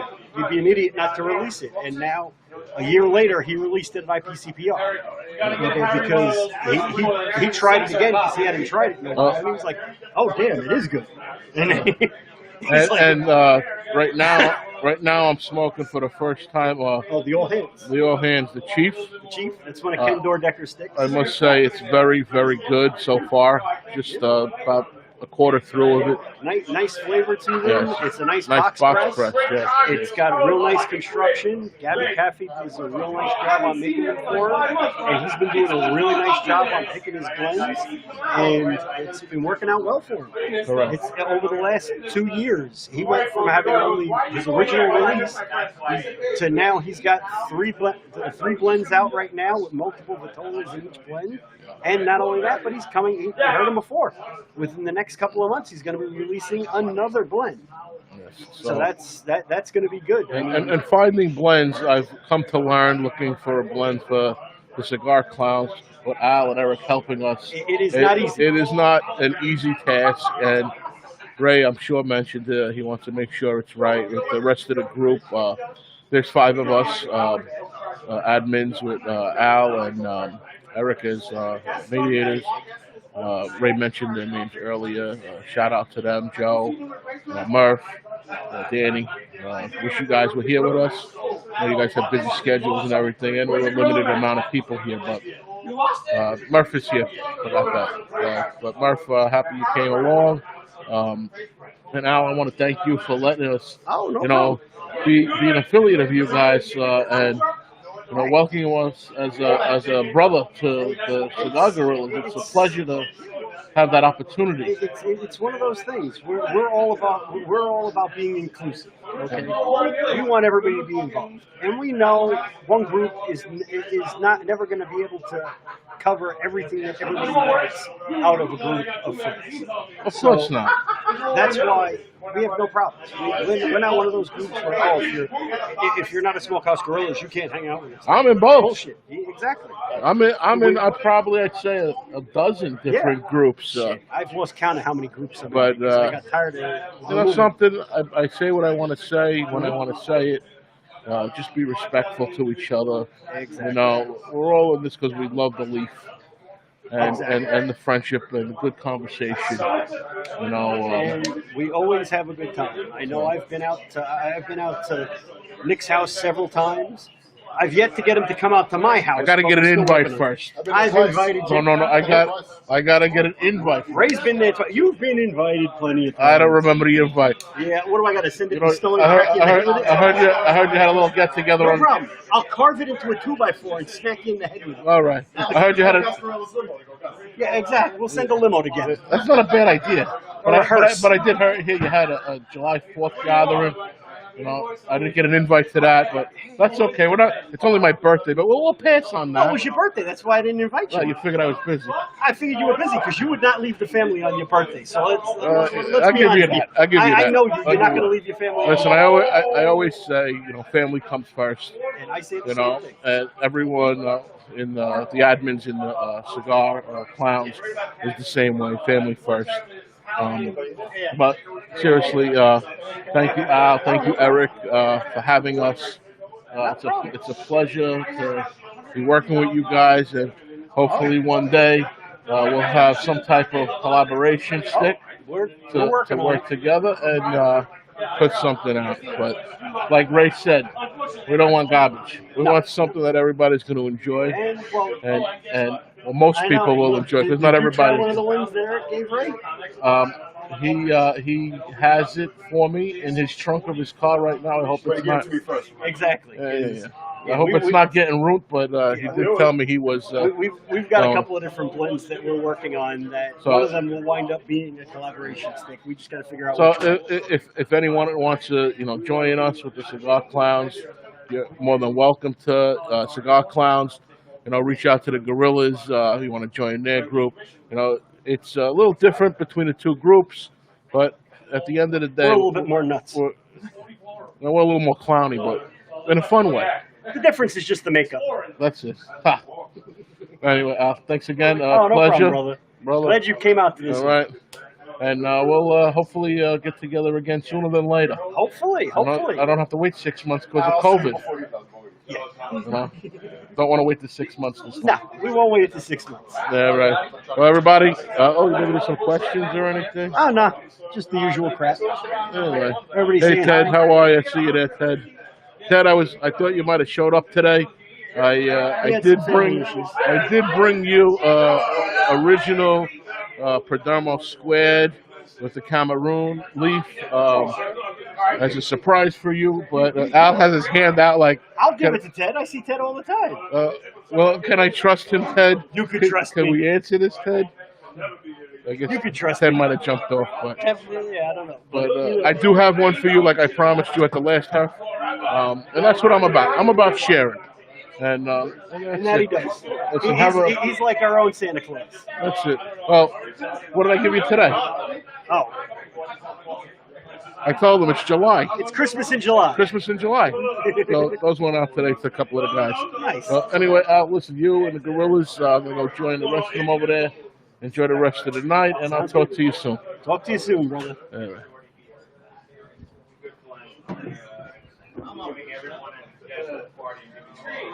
Now we've got coming to the mic Francisco, who is not only a moderator in the Smokehouse Gorillas, but he's also a moderator in... Actually made an admin. He's actually an admin, forgive me, in the Smokehouse Gorillas, but he's also a moderator in Jersey Cigar Club, as well as he works in Main Street Cigars in Jersey in the shop. What's going on, guys? Hanging out here with my boy Big Al. Having a good time at Harry's. Always a good time when I'm with the Gorillas. Oh yeah. Now, tell us a little about the Jersey Cigar Lounge. So Jersey Cigar Lounge, Angelo Calabrese is the main admin. He's the one that thought of it. Him and our buddy Scott Brinker. They were just fooling around and figured they'd put something out there, not thinking it was gonna get how it got. And it's just a place online, where people that love the cigars within the New Jersey area, 2 hours out from Pennsylvania, New York, and South as well. That we try to keep it local, so that we promote all the brick and mortars of Jersey and 2 hours out. Just a place where if you happen to be up in, let's say, the north part of Jersey and you want to get together with like-minded people that love the leaf, you can get together. Let's meet at this lounge. Let's go to that lounge. Our social media is all about promoting different events in Jersey, promoting brick and mortar in Jersey, all about, just a big cigar lounge. Let it be South Jersey, Central Jersey, or North Jersey. We got people from MPA, obviously, the Smokehouse Gorillas too. They come down, you know, we come up. So it's just, you know, a place where we can all get together, shoot the shit, and enjoy a good cigar. Exactly. And now Main Street Cigars. So Main Street Cigars, Woodbridge, New Jersey, voted last year best cigar lounge in Central Jersey. It's a great spot. It's like Cheers. Everybody knows your name. You know, you come in there. We have a great group of guys that work at the lounge. Ray's here with me. We got Nikki, Alex, the general manager. He's an encyclopedia of cigars. Just a great atmosphere. We also have Mark DeFazio, who's the rep for Line of Duty. He's with us as well. Angelo from JCL also works there, and then we got another guy, Rob, who's also Smoking Shields. It's a big police-friendly, military-friendly shop. Come in. If you served in the line of duty, if you're a veteran, if you're a retired cop, just come on in, let us know, and we'll take care of you. The cool thing about Main Street is, you know, everybody that comes in there, they always come back. We have a great selection, over 700 facings, from boutique to your regular classics. One thing about Main Street is that we don't upsell nobody. We go in there, you know, we recommend. It could be a $5 cigar to a $30 cigar. We're not looking for you to spend $30 on your first visit, you know, but we want you to come in there, enjoy your experience. We're there to help you out. We recommend what you might like. If something that you want, something new, that's what we're there for. It's a great place. We have a great group of people that come out and hang at Main Street. Don't mind me, I'm slouching so it doesn't feel so short sitting next to me. Listen, I've been short all my life. It ain't nothing new to me now. Now, you were also in the military, weren't you? Yeah, so I served in the Spanish Air Force, special security unit for the general headquarters of the Spanish Air Force. Back in the mid 90s, I served there, and it's funny because when I was with Al actually down at Beechwood at Harry's spot, and for a Smoking Shields meeting, and John Bellico, the president, was there, and I was gonna just join up as an associate, right? And then Al said, "Well, tell him you were in the military." I go, I go up to Johnny. John, I was in the Air Force, and John goes, "Did we fight you?" I'm like, "No, we're allies." He's like, "All right, you're in."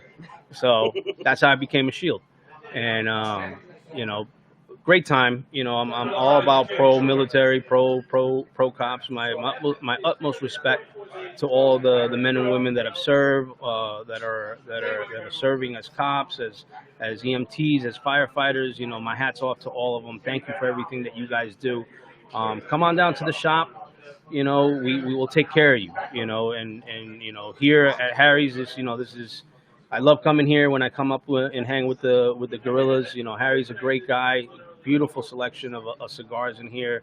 Hard to find things and jewels that you'll find that you never thought that you could see again. You find them here at Harry's. So come on down and enjoy Harry's Habana Hut as well.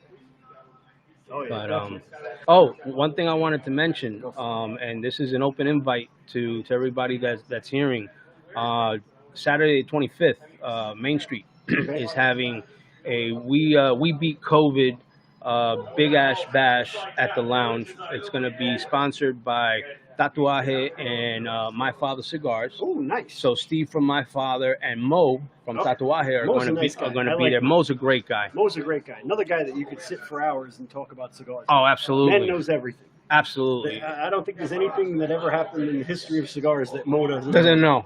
He's a walking encyclopedia. Yeah. If you ever, he's Tatuaje. At Tatuaje, absolutely. So if you have the opportunity to go to a Tatuaje event that Mo is at, you got to go just to sit and talk with him. And he's the type of guy that I've seen him at events that weren't Tatuaje events. He'll go out to support other people because it's just the way he is. He's all about the cigars, not about the brand. Okay, he'll push the Tatuaje brand when that's his job. But when he's not on the job, I've seen him at plenty of events. Absolutely. Plenty of events. Absolutely. That he comes out to just to show support for other guys in the industry. And he supports the brick and mortar because he'll just out of the blue pop up one day, just hang out with you. Oh yeah. Hang out, have a nice little coffee, you know, smoke a cigar, and just, you know, shoot the shit with you. You know what I mean? And he's a great guy. He's you great know? people. He's Absolutely, great people. absolutely.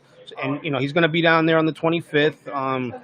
You know, it's going to be event starts at 1, shop opens at 10, and it's going to go all day. We're going to have a food truck out as well. We were originally going to do a pig roast, a cajachina. I was going to roast the pig, but because of what's going on, we decided to bring the food Bring it truck. professional. Yeah, you know.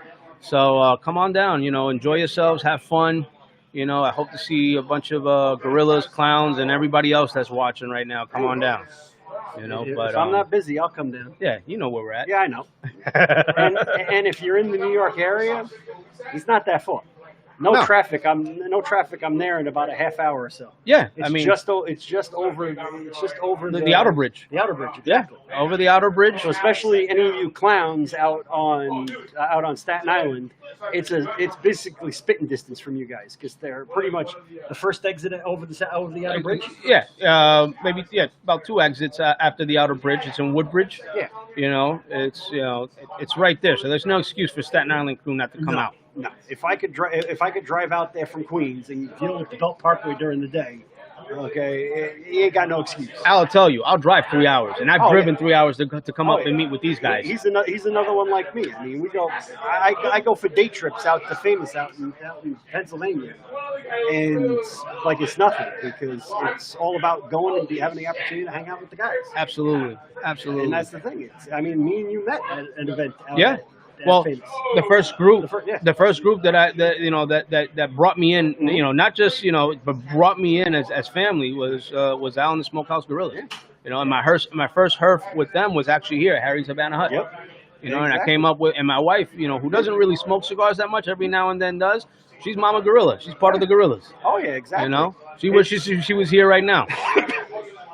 When we do events, my wife will come out to them. Some of the other wives will come out to them, and a lot of times, when the wives get tired of the smoke, what do? They go out shopping. They go out shopping. They all pile into one car and they go out shopping. And we're out at Famous. They'll come, they'll eat, they'll have a couple of drinks, and then they go to the casino. Yep. Play the slot machines, go shopping in the outlets next door, and they have a good time. Absolutely. Everybody has a good time, and it's one of those things. I always tell guys, if your wife gives you issues about going and smoking, you're to an event. Let her see what you're doing. When she sees this, no strippers, it's just cigars, just guys sitting around bullshitting and watching sports on TV, smoking cigars. That's it. They usually like, okay, fine, you could go. That's it. That's all it's all about. And every once in a while, I mean, I try and do it. We haven't done one this year yet, but I'll always do, once a year, I'll do a trip out to Famous, and I'll get a bunch of the guys together with their wives, and we'll do pretty much a group date night out at Famous. We'll go, dinner, drinks, a few smokes, the girls go out shopping, we hang out and smoke, and everybody has a good time. That's it. Over there at Famous, you got Chris Dot, who is the vice president of the New Jersey Smoking Shields, and he's over there. You know, just hit him up, let him know that you know Frank from Main Street, Al from the Smokehouse Gorillas. You know, and you know they're great people. Nikki's over there; they're great. If Chris ain't there, just talk to Nicole. Yeah, Nicole is good people. Absolutely. She'll take care of you. You tell her, you tell her and most of the guys that work in the retail shop that you're a gorilla. You actually get a discount. Absolutely. Surprisingly, they actually like us, even though we're always causing problems. But hey, Juan, by the way, Power of the P, right here, supporting always. There you go. You know, if you're watching. But Al, man, it's always a great time with you guys, problem, man. Always fun hanging out with the gorillas, having a good time, man. Thank you, I appreciate it. Thanks for setting all this stuff up. It's what I do. I like to get everybody together. I like to turn around and make sure everybody's having a good time, and if we can get that out to more people and get more people into it, it's good for everybody. Absolutely. The more people that see it, the more people that understand that it's more fun. Yeah, I could smoke at home. Okay, I install ventilation in my workshop and I install ventilation in my home office. So whether I'm working in the workshop or doing other stuff from home, I can smoke. So I don't need to go to a brick and mortar. I go to a brick and mortar by choice. Right. Because it's all about being able to sit and hang out and smoke with the guys. Well, that's the thing, that, you know, we all love the cigar. We all love the leaf. You know, obviously that's you know, no one has to you know, argue with that. Right. But I think what brings us even more together is the camaraderie that we have, the fact that we could sit down and enjoy it, talk about whatever, you know, because the one great thing about having this in your hand is that everyone's equal. You know, you can go to a lounge, you can have a high executive with someone that sweeps the streets, and when they have the cigar in their hand, they're all the same. You know, they're all the same. We have that mutual respect for each other. You know, and it truly is. You know, the leaf that brings everybody together. You know, the cigar. Exactly. You know, exactly. So that's the beautiful thing about this lifestyle, because it's not a hobby, it's a lifestyle. Right. You know, so you know, props to Smokehouse Gorillas. You know, for being one of those groups that promote that, JCL as well. You know, and all of us that are here. You know, Smoking Shields. You know, with them backing. You know, law enforcement and military. Same thing for the love. You know, it's a nonprofit. You know, that donations go to help out. You know, those families and people that you know that have been affected by things in the military and in law enforcement. You know, so props to all these groups. You know, that all they do is promote what it is, the love of the cigar. Exactly. You know? That's all it comes down to. That's all it comes down to. Absolutely. Cigar smokers always get a bad rap. Okay, I've literally been in places that allow smoking, and they've turned around and told me you can't smoke here because it's a cigar. It's like, I'm like, okay, so you'd rather have a stick full of chemicals that's pretty much a nail in your coffin, but not a premium product. And then I'm like, okay, no problem, I'm out of here. That's it. You just, you know, don't go back. Don't go back. Don't go back. Exactly. You know what I It's mean? like, no problem, we're gone. So Usually they think twice when I go, okay, we're gone, and 25, 30 guys get up and walk walk out. out, and they're like, what's going on? Oh, what's going on? Well, we're all together. Yeah. Well, that's the thing. Yeah. With this, you go somewhere and you know, you see somebody light up, and that just, you know, automatically attracts you, and you start conversing. You know, you start having conversation with them, and you know, sooner than later, you know, you guys end up, you know, becoming friends, and you know, hey, where do you smoke? Where do you hang out? Come over here. Exactly. That's the beauty of it. You know what I mean? Exactly. And you know, that's the great thing about this. This ain't going anywhere, and us that love it aren't going anywhere either. No, you know what I mean? Definitely not. So, you know, no matter what's going on in Washington or whatever in regards to what, you know, the stuff that they're trying to pull, this is always going to be around, and we're always going to be around it. Exactly. You know? Exactly. It's one of those things, and it's like we were saying earlier. It's worth it to support the organizations that are fighting for it. Absolutely. Because it's hard for you to fight it alone. Okay, if you support the companies and the organizations that are actually fighting for your rights, it makes it easier for them to do what's right and do what needs to get done. Unfortunately, the wheels of justice turn slowly, but it's something that needs to be done. You know, and we're not going to give up the fight. No, definitely not going to give up the fight. You know, so I'm at the point now, if shit goes worse, I'm just going to start growing tobacco in my backyard and making my own. that's it. Just say the word, and I'm coming through to buy a couple sticks. Sounds good. Or Sounds bundles. good. Well, thank you for coming out. Al, thanks for having me, my man. No problem. You know you're always welcome when Thank we do you. stuff. Absolutely, guys. Thank you for everything. No problem. Do me a favor. Is Bellico still here?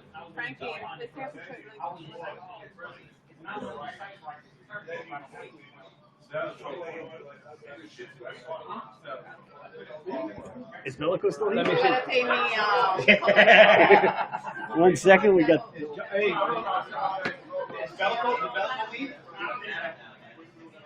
John! Hey, John! What? How's calling it? Those hotels on there. You can't put two races on there at one time.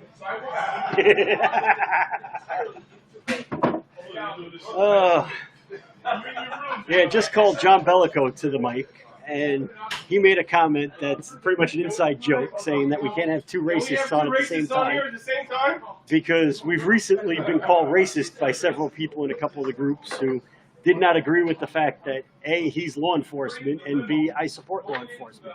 And if that makes me a racist, then whatever. I don't care. Eric told me I'm not allowed to say half the things I want to say. Well, Eric the Jew. Yeah, Eric the Jew. Eric the Rican Jew. Yeah. This is John Bellico. He's actually the president of Smoking Shields and actually one of the founders of Smoking Shields.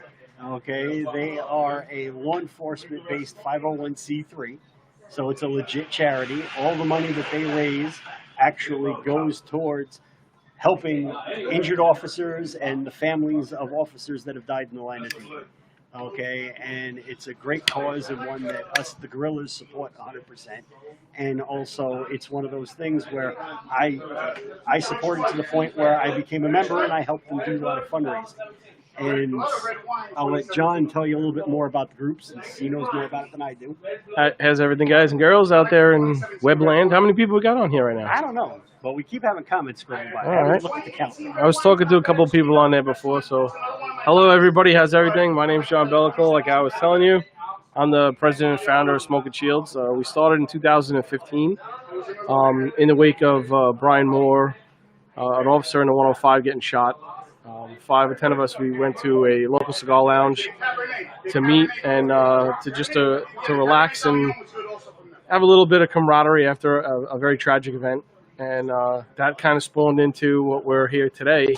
2015, we were 10 guys, and in the last 5 years, we've grown to over 2,500 nationwide.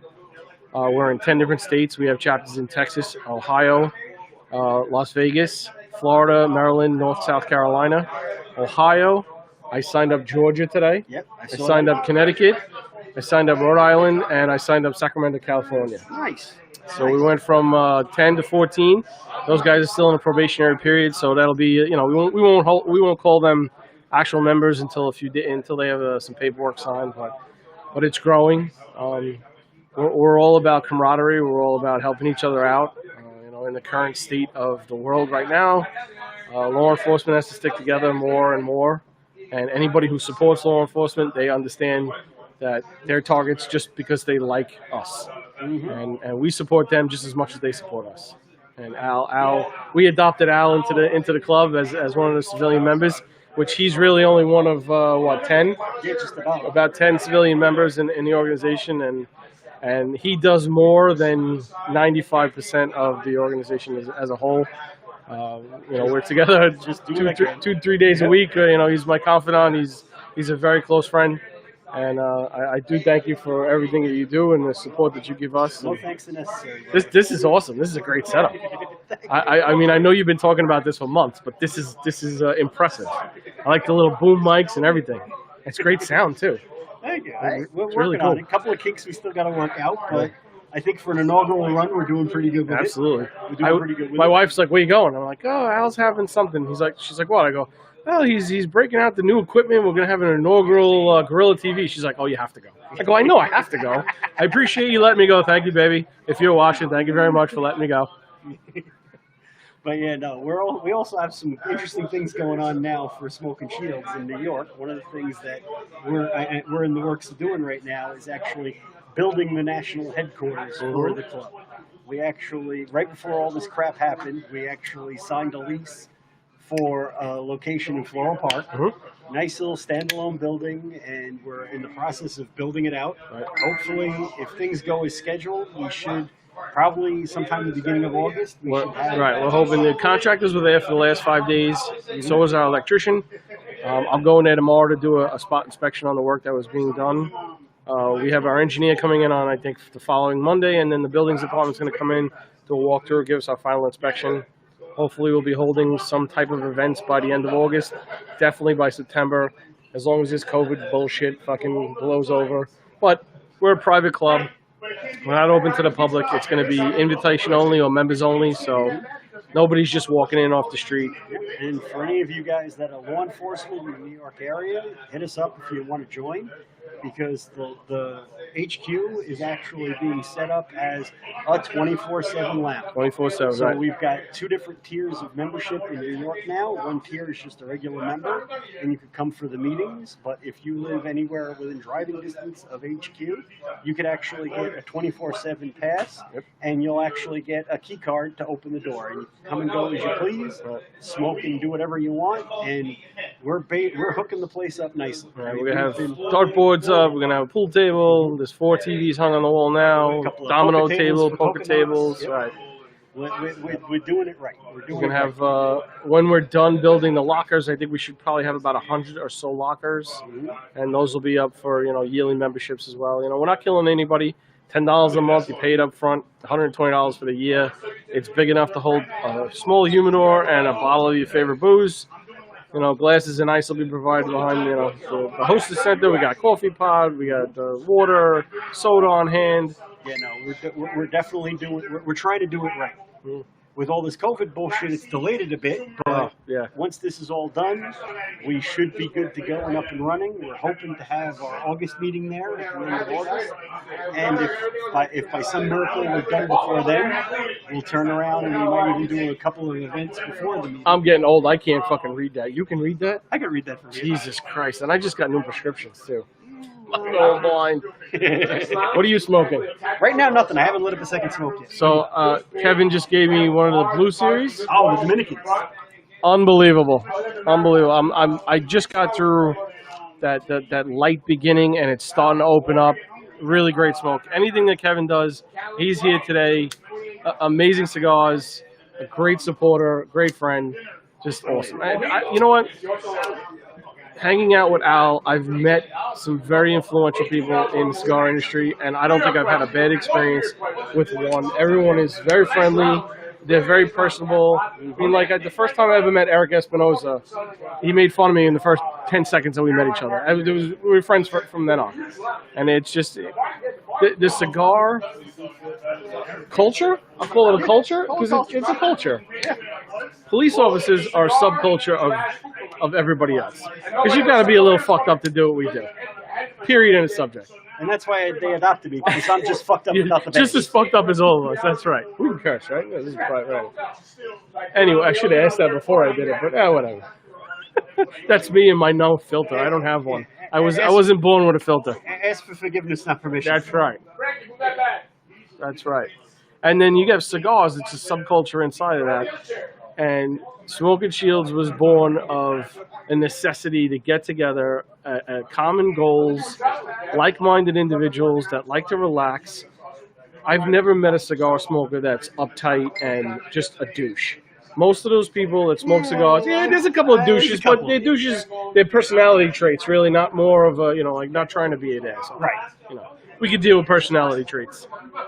But for the most part, it's a relaxing environment, and that's why I think we get along as good as we do. I've gone to 20 different states inside the United States during job time, and I've had instant conversations with guys based on the job, and I'll call it the job because it's the same job, just a different badge and a different color uniform, and that's what I based Smoking Shields over. We don't have rank here. We don't have department here. There's no social structure. There's an executive board because someone has to run everything. But I have chiefs that we call each other by the first names. I have police commissioners that we call each other by our first names. When we come here, it's a relaxed situation.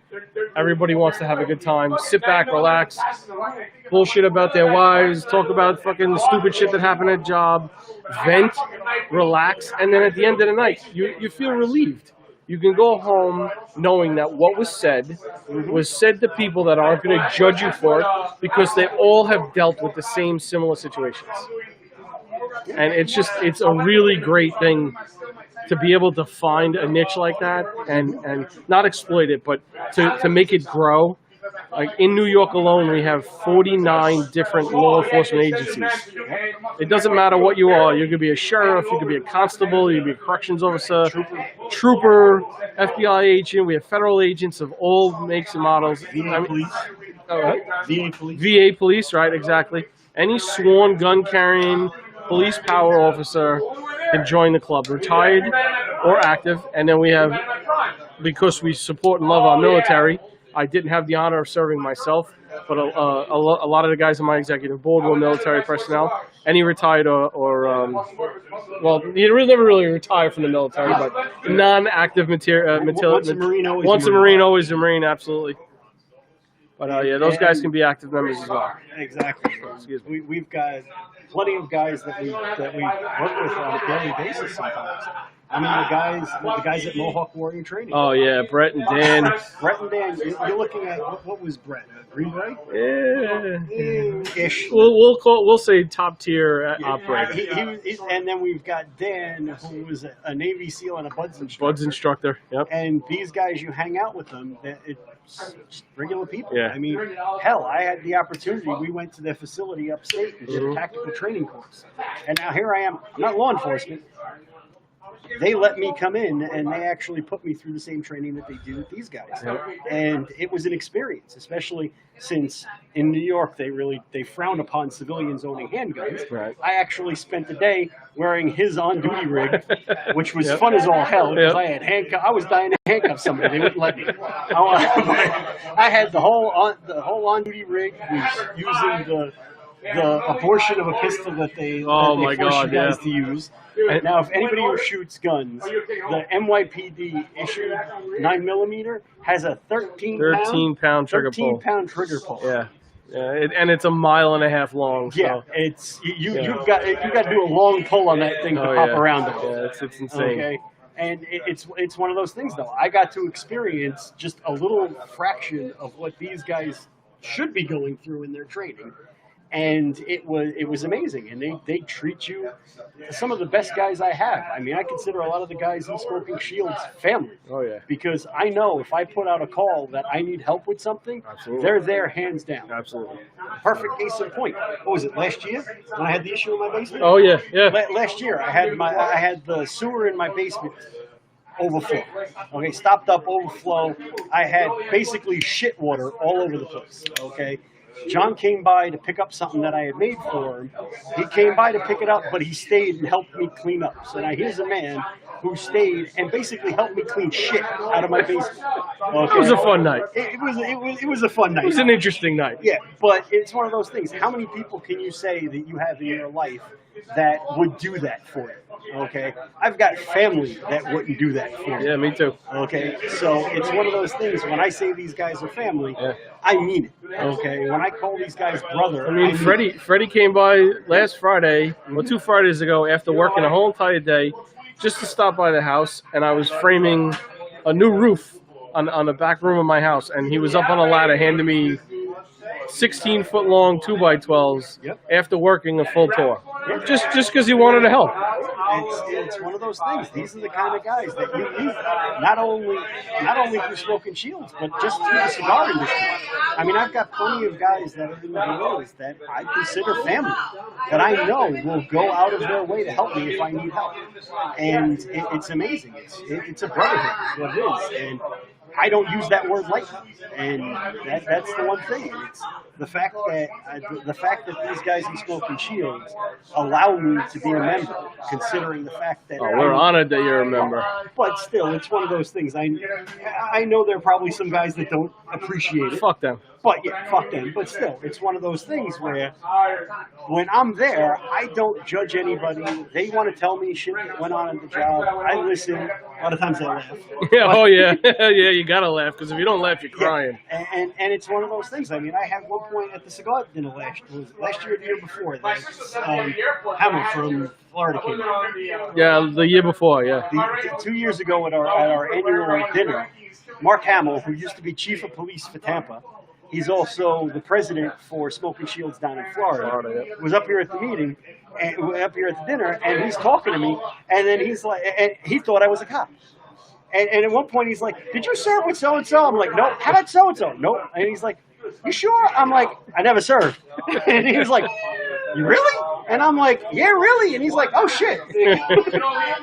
I've had plenty of guys. I mean, it's funny how I became a member. I mean, I came.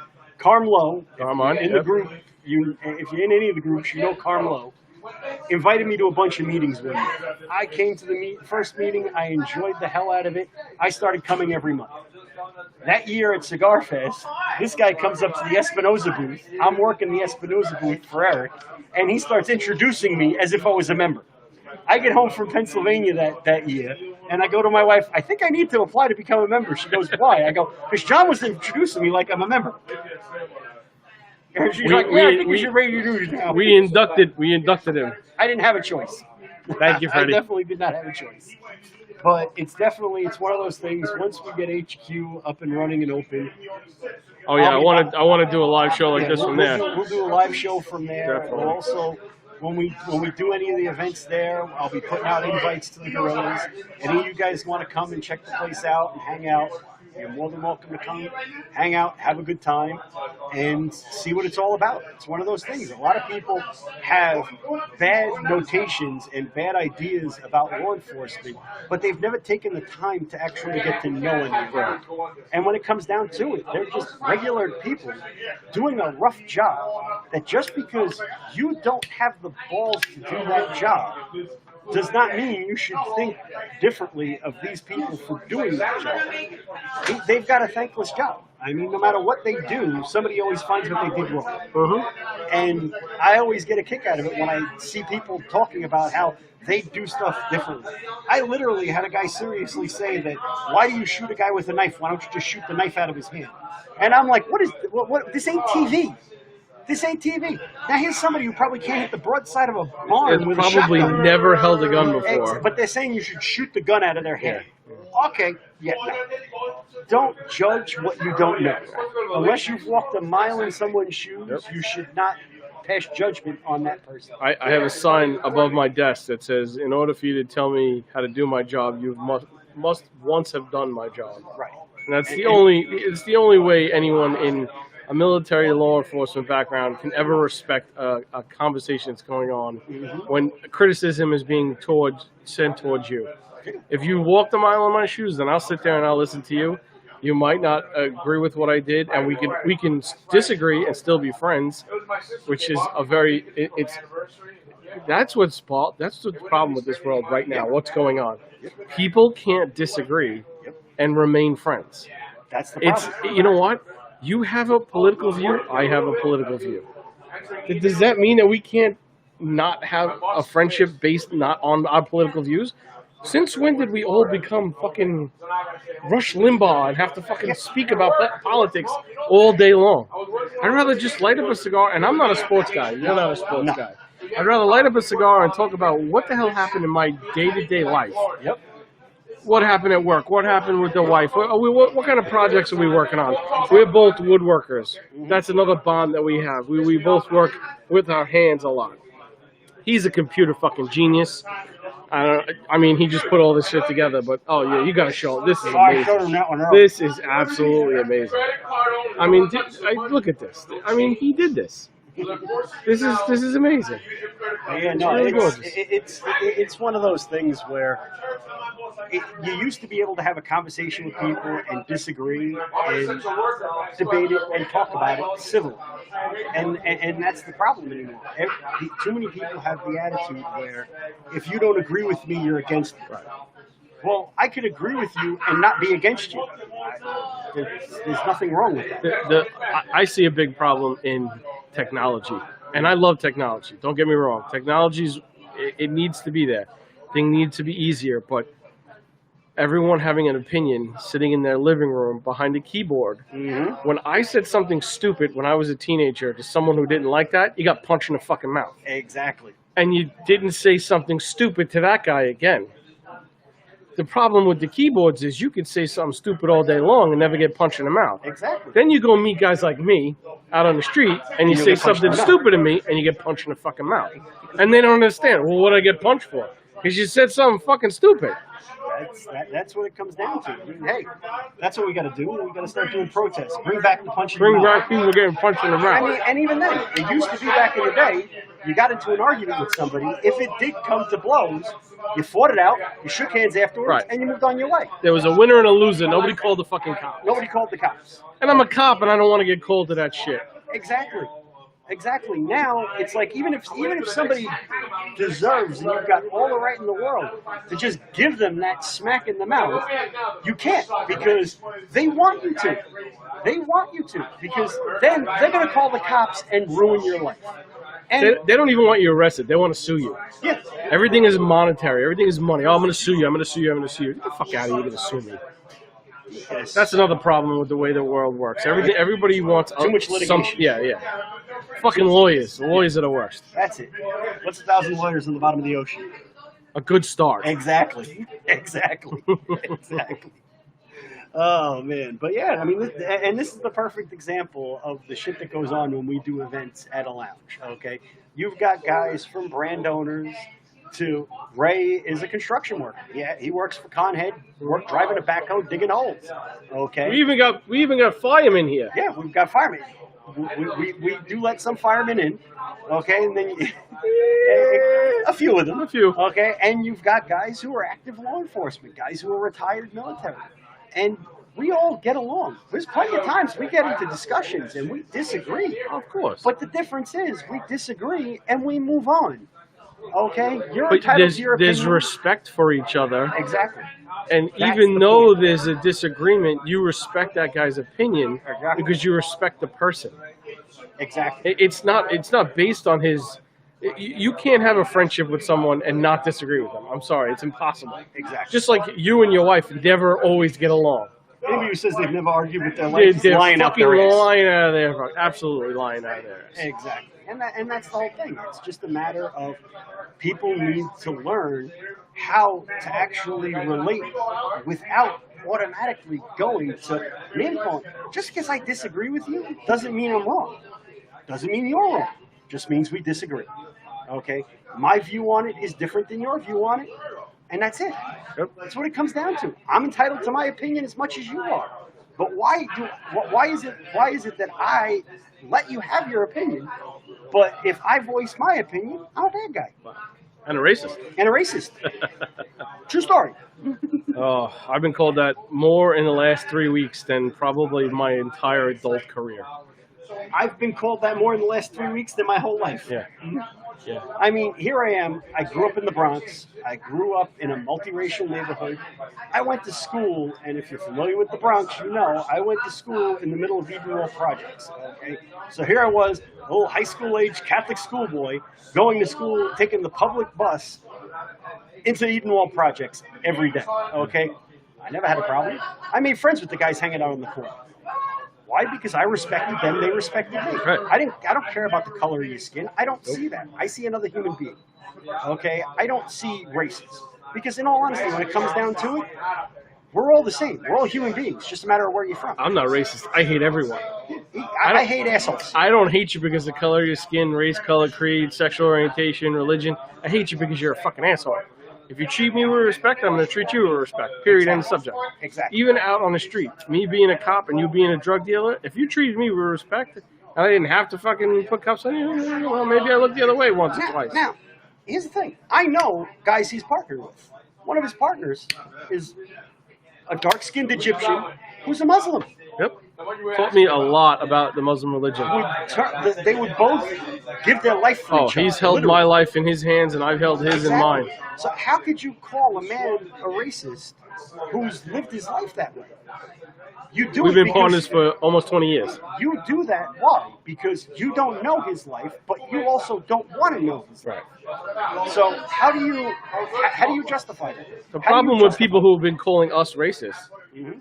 are racist themselves. Exactly. Because they're basing their opinion of us solely on this. Color of my skin. Color of my skin. And the fact that I wear a badge and a blue uniform. That's it. Based on two things. Yep. You don't know me. You don't know my life. You don't know my history. You don't know anything about me, but I'm a racist because I'm a white cop. Yep. And it's mind-boggling. This whole thing that's going on in the city, the protests, and I wholeheartedly believe in the right to protest.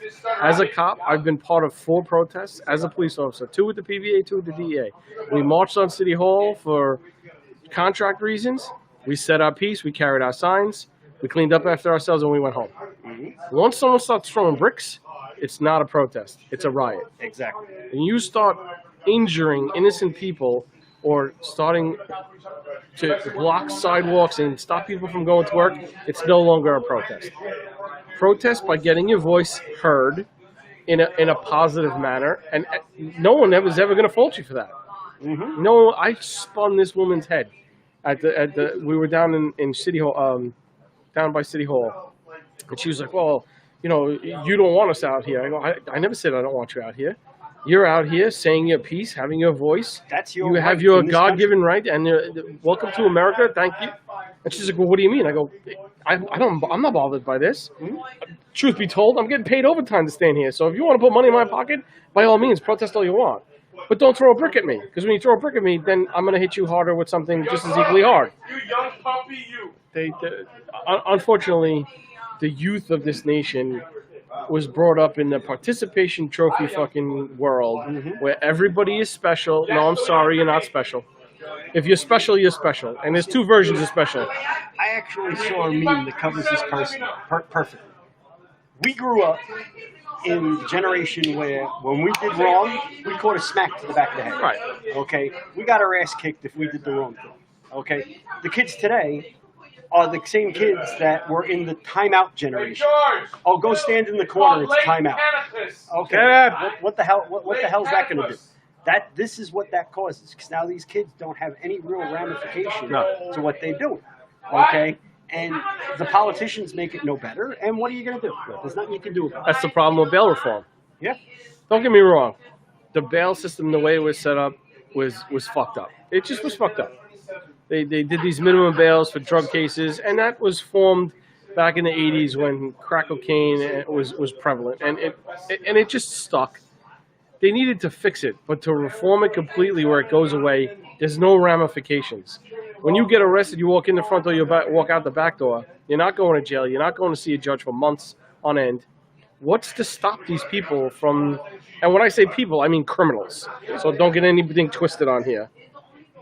These people, meaning the people who are breaking the law in any way, shape, or form, what's to stop them from breaking the law? I saw a number the other day. They were saying that out of 250 guys that they tracked that were released early from Rikers due to COVID, they turned around and they accounted for 450 arrests over a 3-week period. The ones that they released. The ones that they released. So Right. now he's 250 guys, 450 arrests. Do the math. They each got, maybe they each got arrested twice, but more than likely, a larger percentage of them got multiple arrests. Exactly. Multiple arrests. It's like the problems that they had with the riots. They arrest them, they release them, they're back out They're later back that out on the night. street, How yep. is that good for anybody? Well, we learned that after the second night. When we arrested them in Manhattan, we brought them to Queens. Okay. Took them a while to get back to Manhattan. Well, it was good having you on, John. Yes, and we'll absolutely. definitely keep everybody posted when we get HQ Definitely. going, so that way we can have some nice events there. And like I said, we'll definitely do a live broadcast from HQ. 100%. Show you guys what we did there. I mean, the place is coming along nice. Yeah. I mean, we're going to have a couple of upset lounges in the area because Yeah, we're gonna, they'll get over it. They'll get over They'll it. get over it. It's But- like I said, it's only members only. Right. So I think we only have about 100 members right now that have the 24/7 access. You know, we're not looking to put anybody out of business, but it's just the cops. It's a safe place to go, hang out. We're going to be holding classes there too. We're going to do a suicide awareness thing. We're going to do some first aid classes. Yep. You know, maybe even down the road, we're looking into getting what's called a smokeless range, which is a LiDAR CO2 activated firearms range indoors. It's all computer generated with live firearm scenarios, video screen, video and mock, screens, and mock training. You know, that's a little bit further down the road. We're gonna have the guy who represents the company come in one night and do a promo, and that'll be a ticketed event where if you want to come and play with the guns and shoot at the TV screen, we'll do that too. But you know, I'm gonna keep Al apprised of it, and he'll post it on the Gorilla page. And thank you very much for having me on, and have a good night, guys.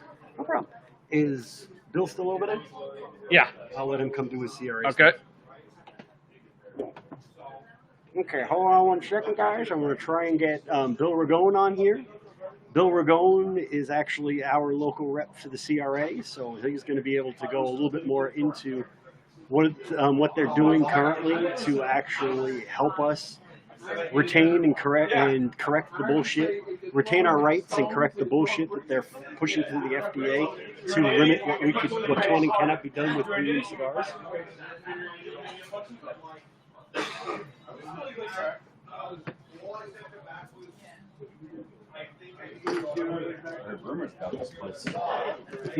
How's it going, Bill? This is awesome. Thank you. No problem, no problem. figured I'd bring you on because you're not only a gorilla, but you're also our CRA rep. Absolutely. So I wanted to basically, since it's come up a few times through the course of the night, have you give us a little bit more insight into what the CRA does and what they're doing for our rights. Yeah. So first, it's cigarrights.org. We are an advocacy group for both the smoker, the brothers and sisters of the leaf, as well as the manufacturers. We spend a large part of our time in the advocacy and lobbying in DC and helping with the fight to keep our rights to enjoy a cigar, which is your right, just like the Second Amendment. You know, it's your body, and it's your right to do what you choose in your private time. And you know, the most important message that we keep fighting are on two fronts as we lobby against the anti-tobacco left, as they say, and it's mostly the manipulation of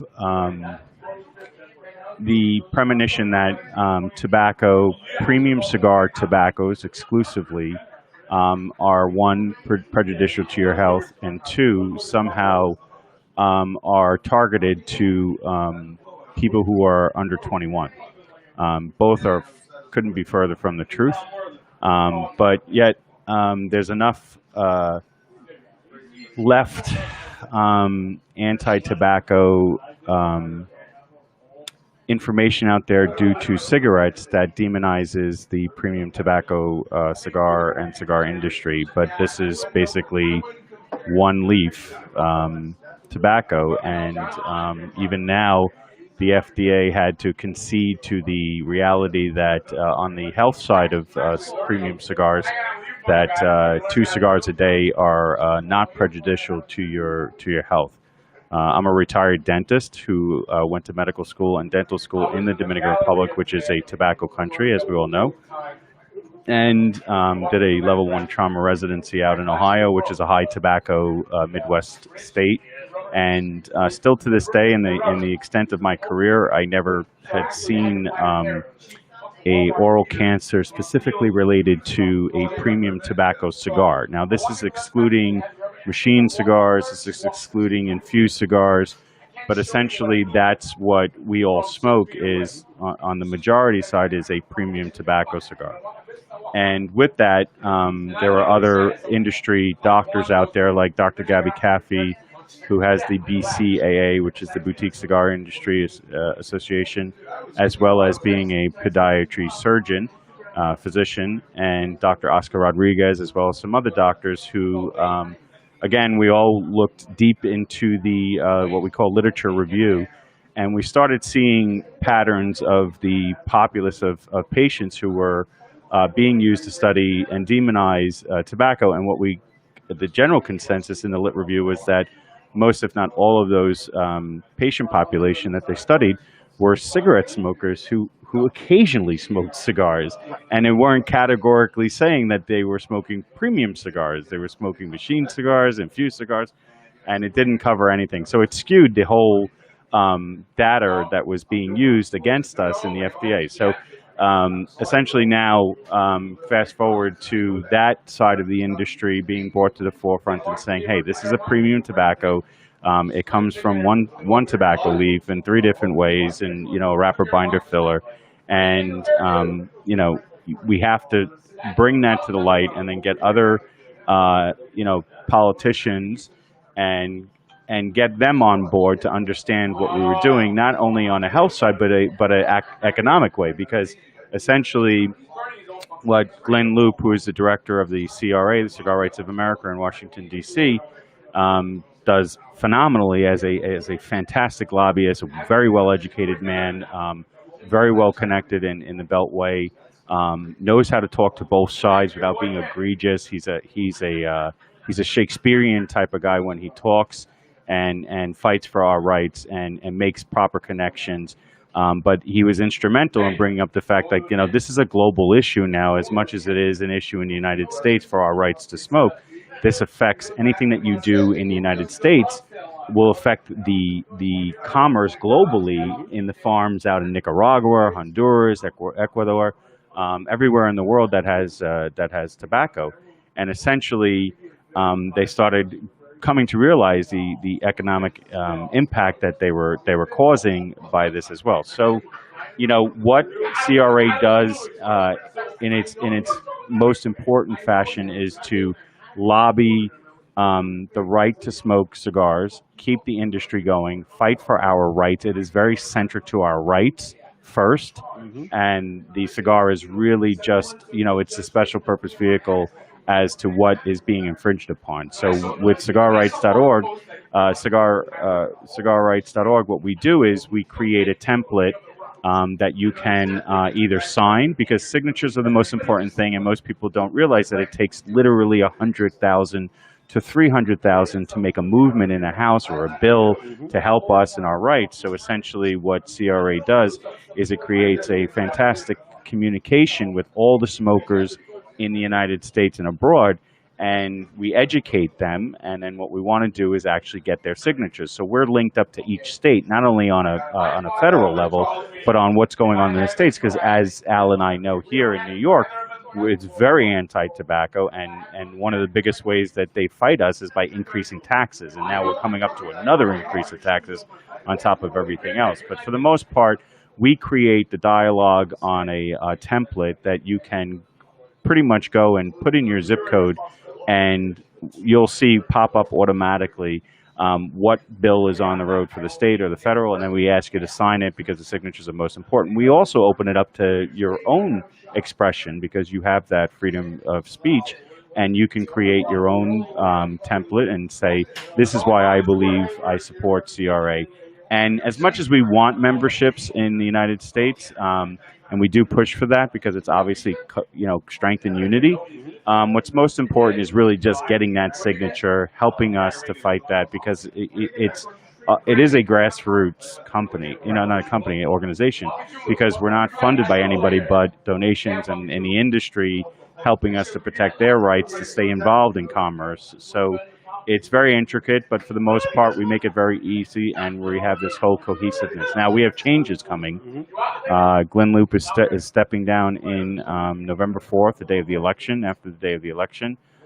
He's going to be terribly missed, but he's never veered from his commitment to that very last day, and will stay on in a consultory position to keep those who are taking over, because we're now evolving with the industry that's happening with the ICPR and the PCA now having their own advocacy groups. So we're seeing more advocacy suits, and we're saying, hey, it might be a better front to create one cohesive unit. So what's to come in the future is not very relative in a sense of changing the dynamics and the motivation of why we're together fighting for our rights to smoke, but we might see a change in the dynamic of titles and whatnot. But CRA will always be the pioneer of, with Jeff Borshwitz from Florida Sungrown, who was the founding father, and you guys were there in the very beginning with Bob the Cigar Guy, and you guys were the pioneers of the advocacies of what was going on, which is now a very well-developed community. So, you know, our goal is to make you knowledgeable to what your rights are, knowledgeable as to who's fighting against us and why they're fighting against us, and to give them enough information themselves to say, listen, if you choose to do this, like anything else, you're going to be exposed with saying this is just you not liking tobacco without being understandable to anything. So cigarrights.org is where we can be found, and we're still going strong. COVID obviously has you know, made it complicated in a lot of ways to communicate and keep the flow of what we do on a again, not a paid level. It's we're all volunteers. Yeah. So, but we're doing our best with Harrison Clark and some other guys that are at the forefront and continuing to be the heartbeat of the Cigar Rights of America in Washington.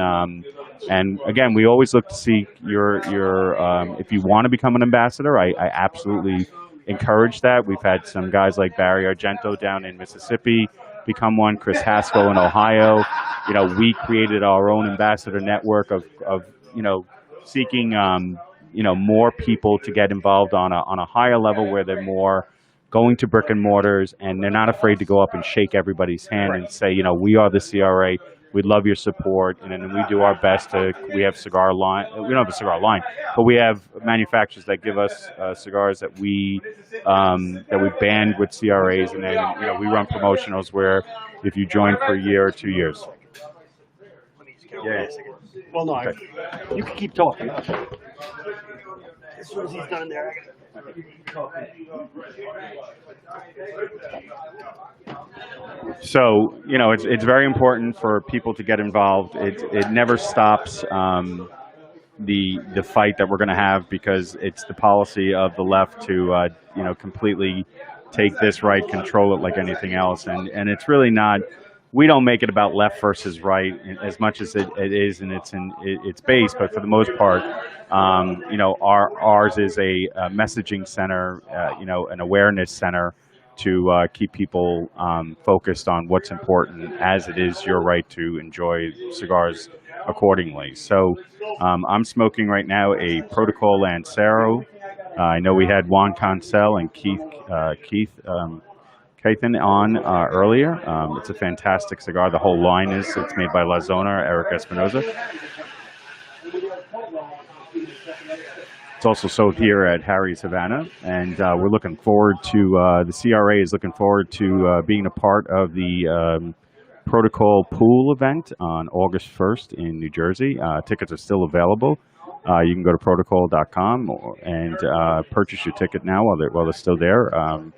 If you're going to do a destination. At the same time, what's most important is that, as an advocacy person that I am in cigars, we're very aware of what's going on with the COVID, and being a retired doctor and a family of doctors. And I have a brother, my twin brother's a physician toxicologist down in Miami on the front lines of COVID.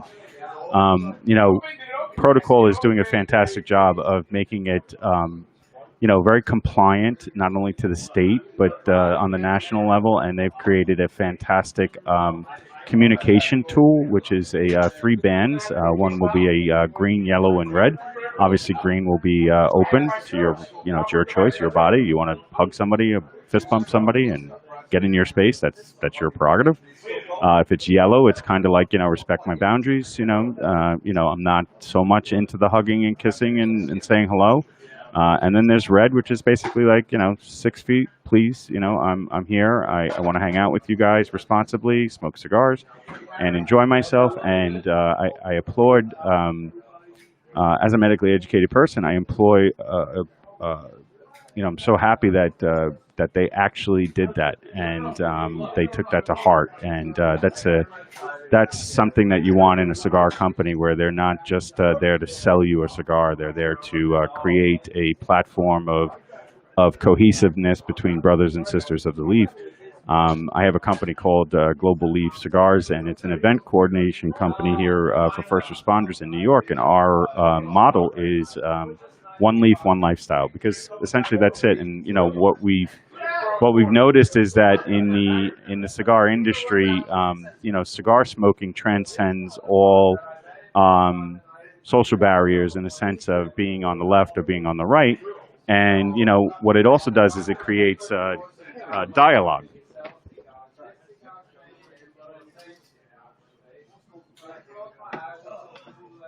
So I was just explaining how, like I've heard, I was watching a show off on the side there, and when we were talking, when you guys were discussing the culture of brick and mortars, on the social dynamics of what you guys do, what we do in Smokehouse Guerrillas, in supporting brick and mortars, it's more than just the cohesiveness and the culture of enjoying the leaf. We're transcending the issues of the day with open dialogue and debate, without wanting to destroy the one thing that brings us here for a relief of tension, release of stress. And it's a unique dynamic. And I always say, as it relates to Cigar Rights of America, like, this is what they don't want. Those who are naysayers to what we do, they don't want us having cohesiveness. They don't want us dialoguing. They don't want us invoking thought processes of saying, listen, you're on that side, I'm on this side. But really, you never see an argument, because everybody doesn't want to disturb this, and it's not worth it. And that's very unique to our culture, because alcohol, as much as libations are fun and spirited, they can become, you know, dangerous in the sense of being hyperbolic, being over emotional, so on and so forth. But cigars don't do that. It doesn't alter your state. It doesn't alter your mind. And, you know, that's why I became attracted to Smokehouse Gorillas, because, you know, I've been in this since the beginning like everyone else, and I started noticing that big clubs were coming together. Like C2 was the big thing of the day. I was there when there was like 1,000 people in Cigar Cartel. And, you know, Cigar Cartel, and I don't say anything bad about it. I encourage everybody to join any group that they can and, you know, enjoy cigar smoking. But essentially, it lost the familiarity, the familyness, the cohesiveness of social dynamic, and because we couldn't be everywhere at once, you know, all over the country. Where Al somehow, you know, in his creative design and understanding people, yeah, and being a businessman who obviously deals with people every day, you know, brought this group together, and it was so appealing to me because it felt like a family. It felt like I was really, you know, part of something. And you know, he was uniquely in his own dynamic, like giving you himself, like giving you, here's a ring, like here's a, you know, come to our, you know, be part of our family. And that was, and that's why, to tell you the truth, aside from the ECC, which I just got in because of friendship with Chris Haskell, you know, I didn't want to go into any other group because I didn't need any group. I was with the Smokehouse Gorillas being, you know, there is a Northeast chapter, there are other state chapters, regional chapters, but with the guys here, we had such, and women, because we have plenty of women, and the camaraderie level of coming together, doing barbecues, meeting together, where Al was single-handedly, you know, not only caring for his family, not only caring for his business, not only caring for his other business that he owns, you know, he was still dynamically bringing everyone together in a family-orientated way with cigars. And I think that really made the difference and why I'm so very gorilla-centric. And plus, I'm a big guy. Most of us are big guys, right? So we really identify with our spirit animal, the gorilla. But it really, it's hats off to Al, Peter, and Eric, who have tirelessly brought us together. And then, you know, it's because of my love of first responders, and, you know, one time being a first responder in residency and dentistry and level 1 trauma. You know, he brought me into smoking Shields, and like I said, there's only 10 members of the Shields, and, you know, thank God for the CRA and my involvement and whatnot, and helping to help Al in his role as the you know, the true liaison to first responders and cigar smokers. I was able to help work with Al and liaisoning as well, and increasing his ability to communicate with the cigar companies and get merchandise for the for the events and so on and so forth. And then at the same time, his creations that he makes in an artistic way, you know, it was a compliment system, because I was able to say, you know, to other communities of cigars, like, you know, do you know computer-nut.com? This guy has this amazing company that creates, you know, cigar-centric merchandise, and he was creating artistic, you know, ashtrays. Well, I'm looking at one over there that's just phenomenal with the Mexican skull, you know, and everything that he was doing, you know, down to his cigar props that were fantastic, and, you know, woodworking, lacquered finished woodworking, and what he does with carbon plastics and things I don't know about. But for the most part, you know, you want to be part of someone who's he's a leader in the industry, a leader in the community that we cherish so much, because I know most of the people in the group, male and female, have significant others who appreciate that we're not out in bars drinking our face off or bringing problems home. You know, we come home. Like when I go home tonight, my wife knows that I was here at Smokehouse Gorillas, I was here at the Shields, I was here at Harry's Habana Hut. She knows the environment I'm in. She knows the people through social media who I hang out with. There's no reservation. She encourages it because there's no threat to our relationship, and I come home a happier guy, you know. And I know we say happy wife, happy life, but she's happy when I'm happy too. So it's you know, cigars have been a great thing. It should be happy spouse, happy house. Well, you know, the guy's a genius. I mean, you know, it's things like it's mindsets like that you know, I'm gonna use that now because I'm not about the, you know, I'm not chauvinistic anyway, and I don't care about sexes and stuff like that. But it does happy house, you know, happy spouse, happy house. You know, you eat back and forth. So it's just been a great experience since I've been here with Smokehouse Gorillas, and It's one of those things from the beginning. I mean, I started off in a lot of the same groups Bill's been in. I was in the cartel. Hell, I was even a chapter leader in the cartel for a while. But the biggest thing I did when I started doing the Gorillas was my whole thing was I wanted to do the stuff and fill that gap that I felt was missing from other groups. And I'm not looking to replace other groups, okay? Everybody gets what they get from whatever groups they're in, okay? Some groups, I'm active in several groups, and different ones I'm active for different reasons. Some because I'm friends with some of the guys in there, and I go in there just to hang out with them. Other ones because some of them just funny. I like the funny stuff the guys post. Yeah. It's just one of those things. You get different things from different. Anybody who tells you should only be in one cigar group is doing you an injustice. Right.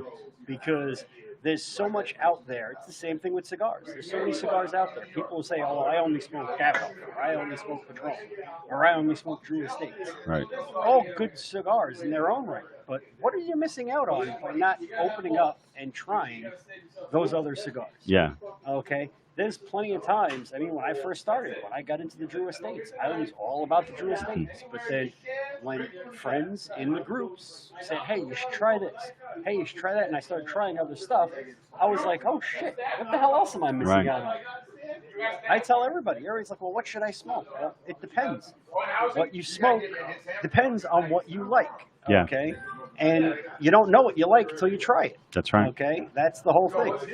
We got plenty of people out there that make plenty of great cigars. Okay, they turn around and they have great blends. Everybody's blending for their own palate. They're blending for to get different things out of different cigars. And the whole thing is, you're not sure if you're going to like it until you try it. I mean, personally, lately, I like a lot of the stuff coming out of Espinosa. Yeah, I love it. But I don't limit to other stuff. Right. I see something new come out, I pick up a couple to try it. And that's one of the advantages of going to a lot of brick and mortars. Because you could go into a brick and mortar and pick up a stick or two to try it. Try something new. Talk to the guys that work there. What do you got that's new? What do you got that's interesting? And you go from there. Or just sitting around in the lounge and talking with the guys. Hey, well, what are you smoking? What are you smoking? Oh, that sounds interesting. What's it like? Is it anything like this? You have a conversation, and before you know it, you're sharing sticks with the other guys. You're turning around and you're trying something new that you previously didn't try, and then all of a sudden you're like, oh my God, this is my new favorite cigar. It is what it is. It's like you should never limit yourself in anything. No. If there's something out there you want to try, something out there you want to do, just do it. Okay? Because life is short, and if you do not try new things, you're going to miss out. And there's a reason, what's the old, there's a reason why they call today the present. Because every day is a gift. That's right. Okay? And you've got to treat it that way. Whether it be smoking good cigars, or if you're into running different marathons, if you're into fishing, going fishing every day. I mean, I've got a cousin who, that man, if he's not working, he's out on his boat fishing because that's what he loves to do. Okay? And it's all a matter of what you got to find what you love to do. And once you do, it makes your life a lot better. No matter how bad things are going in my life, I know when I sit down and I smoke a cigar with the boys, I'm going to be in a better mood when I leave. Yeah. Because they turn around and they help you get through those hard times, because you don't know what someone else has been through. You don't know the different things that have happened in someone else's life, and if they've been through something similar, they can help you with it. It's true. And it's all just a matter of that camaraderie. I think that another important thing about the social club dynamics of cigar groups is that, you know, not everyone has been smoking cigars forever. I mean, there's a lot of us, like, you know, I've been smoking since since I was 18, right? So because my grandfather smoked cigars, and then I tried it, and I kept it in my 20s, and now I'm going to be 50. But this is the greatest gateway to really having a good experience with cigars. That you can have a bad experience with cigars if you don't smoke cigars. Yes. It's always encouraged with especially now with COVID and being sheltered in place, and having social media platforms where you can just join Smokehouse Gorillas and go on the webpage and become a member, and then essentially get into the dynamics of the herfs. And now that we're in stage 4 and we're allowed back, we're getting social distancing a little bit better. And, you have an opportunity to come to a social gathering of cigar smokers, practice social distancing responsibly, but at the same time, you get to learn about what you're smoking. And it creates a better experience overall, because we're all eager to teach each other, and we thrive on social dynamic cigar smokers. As much as we do appreciate like a yard guard, sitting back, blowing out a cigar in a rough day. But for the most part, we thrive on teaching each other, learning about the culture, the ethics, right? Because it's important that we are always promoting social cohesiveness without, like showing by example. Like, hey, we don't fight. We don't, we have ethnicities here of all different walks and backgrounds and sexes and ideologies, political ideologies that are completely different. We had, we had people here of different employments and jobs. We had cops, we had constructions, we had, business people. And, again, it's a great way to, if you're really thinking about having a cigar and enjoying cigar for the first time, educate yourself. Go into welcome groups on social platforms like Facebook and Instagram, and see a place like Smokehouse Gorillas, or the Distinguished Ruffians, or the Saints and Sinners with Pete Johnson's group, and get involved and see what it's about. And then again, the most important message that we have as Smokehouse Gorillas is support your brick and mortars, right? Because it's the most important outlet for all of us. It encompasses everything that we just talked about. You can smoke on your own, but it's better to smoke with someone at a place where it's welcoming to do that. And brick and mortars do that, and that's their only way to do that. It's not as enjoyable sitting and smoking alone. You can enjoy a good cigar alone. There's plenty of times I'll sit out on my deck, nice drink, smoking a cigar, just to unwind at the end of a long day. But there's plenty of times, and it's always a lot more enjoyable just getting together with the guys and talking and bullshitting. And exactly what I did tonight on the live feed is exactly what we do at most of our events. We sit down, everybody, we rotate around the room, everybody talking with everybody. We're just enjoying each other's company, talking about what's new in your life, what's going on where you work. It's all about that. It's all about that social interaction. And the cigar is just a conduit for that social interaction. Yeah, it's nice because even if you want to just be by yourself, people realize it. Like, they're like, oh, he's just chilling, or she's chilling. Like, they don't get in your face. They don't, it's always when you want to, and then you're welcomed in every conversation. I've never not been welcomed in any conversation. Right, exactly. It doesn't matter if you agree or disagree. You're welcome to participate in any conversation that's going on in the cigar lounge, and that's just the way the proper experience in the cigar community should be. And that's what it comes down to. Okay, you just got to turn around and you've got to just be there and interact with. Well, I think we've eaten up enough of everybody's time today. Yeah. We're pushing 3.5 hours. Right now. That's what you do. I mean, you're a phenomenal guy and a fantastic leader. It's been a great night, everybody. I'm glad everybody that tuned in. I hope you took away from this, whatever you took away from this, as long as you took away something. And stay tuned, because we're going to be doing more stuff like this. I mean, we're going to be doing some live broadcasts that it's just going to be me and a couple of guys in someone's house talking about cigars. And other stuff where we'll be doing this. We'll be going live from different events at different lounges, just trying to push more business into the brick and mortars, because, everybody could shop online, but online, you're limited by certain things, okay? Places like Famous, places like JR, they're great places. I order from them all the time personally. Atlantic Cigars, I'm a VIP member. I order from them all the time. But what turns around and makes it is the brick and mortar, because that's where you can go to try new stuff. And also that's where you can go to find that hard to find stuff. Because Famous gets stuff in, they're rotating inventory so damn fast that everything you're getting is always new stock. If they get old stock in, it doesn't last very long. Here at Harry's, because he only has the core members that come in and out of this place, and his regulars that come in and out, that not everybody gets that experience. Okay, it's like tonight with those rare protocols. Okay, nobody who got them on the broadcast today would have been able to get them unless they came here. Yeah. And with the way things are going now, it's even harder to come in here and go here. So this gave people an opportunity to get that, and I'm going to try and do that with some other lounges and some shops in the area. What I'd like to add, Al, to your point is real quickly is that, you know, examples like Harry's, Habana Hut, and Bayside Queens, New York. You know, even if you do a destination to New York, this is definitely a place you want to come. But more importantly, it's the quality of his humidor and the quality of the cigar that are on his shelves. As much as he moves inventory, most of them are primed and ready to smoke when you get them. And I don't want to take away from the internet business because we appreciate that. But like you said, they move product really quick. It's in and out, and there's an effect to the cigar. I turn around whenever I order stuff online. Stick it in your humidor and just wait. It sits for at least, it actually sits in a Tupperware for at least a week before it goes into my main humidor, just to make sure everything is okay and just to get it acclimated right. And then it goes in my humidor, and I'll usually sit on stuff for at least 2 weeks to a month before I'll pull one of those out and smoke it, just to make sure. Because between sitting in transit, if you're ordering from someplace down in Florida, you know it's going to be a little dried out by the time it gets to you. If it's something that's new to the market, it might not be fully acclimated from the rolling process. There's lots of things that come into that. And Harry's, his humidor is meticulously kept. If it's a shop that you frequent regular or your friends frequent regular, they'll know whether or not that shop is smokable on the spot. And a lot of them are. I'm not saying all of them are, but a lot of them are. Most of them. And you turn around and you go in there.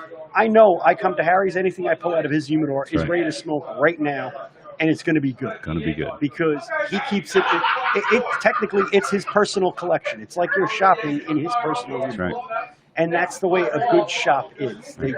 Main Street does the same thing. Their humidor is meticulously kept, rotated on a regular basis, maintained on a regular basis. And that's what you're looking for. That's what you're paying, why you pay extra going to a brick and mortar than you would going to an online store. Because you're paying for the better keep of that material, and you're also paying for the fact that it's basically a personally curated collection of cigars that you're shopping in at that point. You'll go to different shops and find different sticks. That's why it's always good to frequent different shops.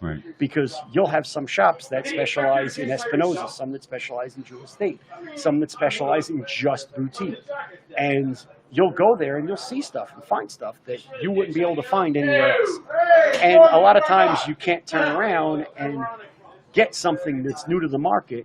You can't order one or two of them online to try it. Exactly. You could go into a shop and you could buy one, smoke it when you're there. If it's good, you could leave with a box. That's the way it works, okay? And that's why it's always good to frequent those brick and mortars. And it's a good balance. I'm glad everybody tuned in. Hope Can I do you a had a good shameless time. plug? No problem. Go ahead. Okay, so I just became partners in a coffee company here in New York by way of Ecuador. We're a vertically integrated company. So we own the farms out in Ecuador as much as we do the roasting here in the Northeast. It's called Andean Mountain Coffee. Hopefully there'll be some guerrilla coffee coming soon because we're going to be taking over the boutique coffee industry by storm. I'm revamping and rebranding the whole line. And you can find us at www.andean, A-N-D-E-A-N, mountain.com or myamcoffee.com because this is the best coffee I have tasted in the morning for the price that's right. So when you go to those when you go to the BJ's and things like that and you're getting that $11 bag of coffee, it's very high and acidic. It just, you're just getting there to get it done. But I'll let you take your word on it. I don't I got a bag here for you. I was smart enough to bring you one so that you can have for your house and enjoy it. And I thank you very much for allowing me to do that. No problem. You're always a saint to us all. So we thank you very much, Al. Appreciate it. All right, awesome. Have a good night, everybody. And smoke them if you got them, guys. Enjoy.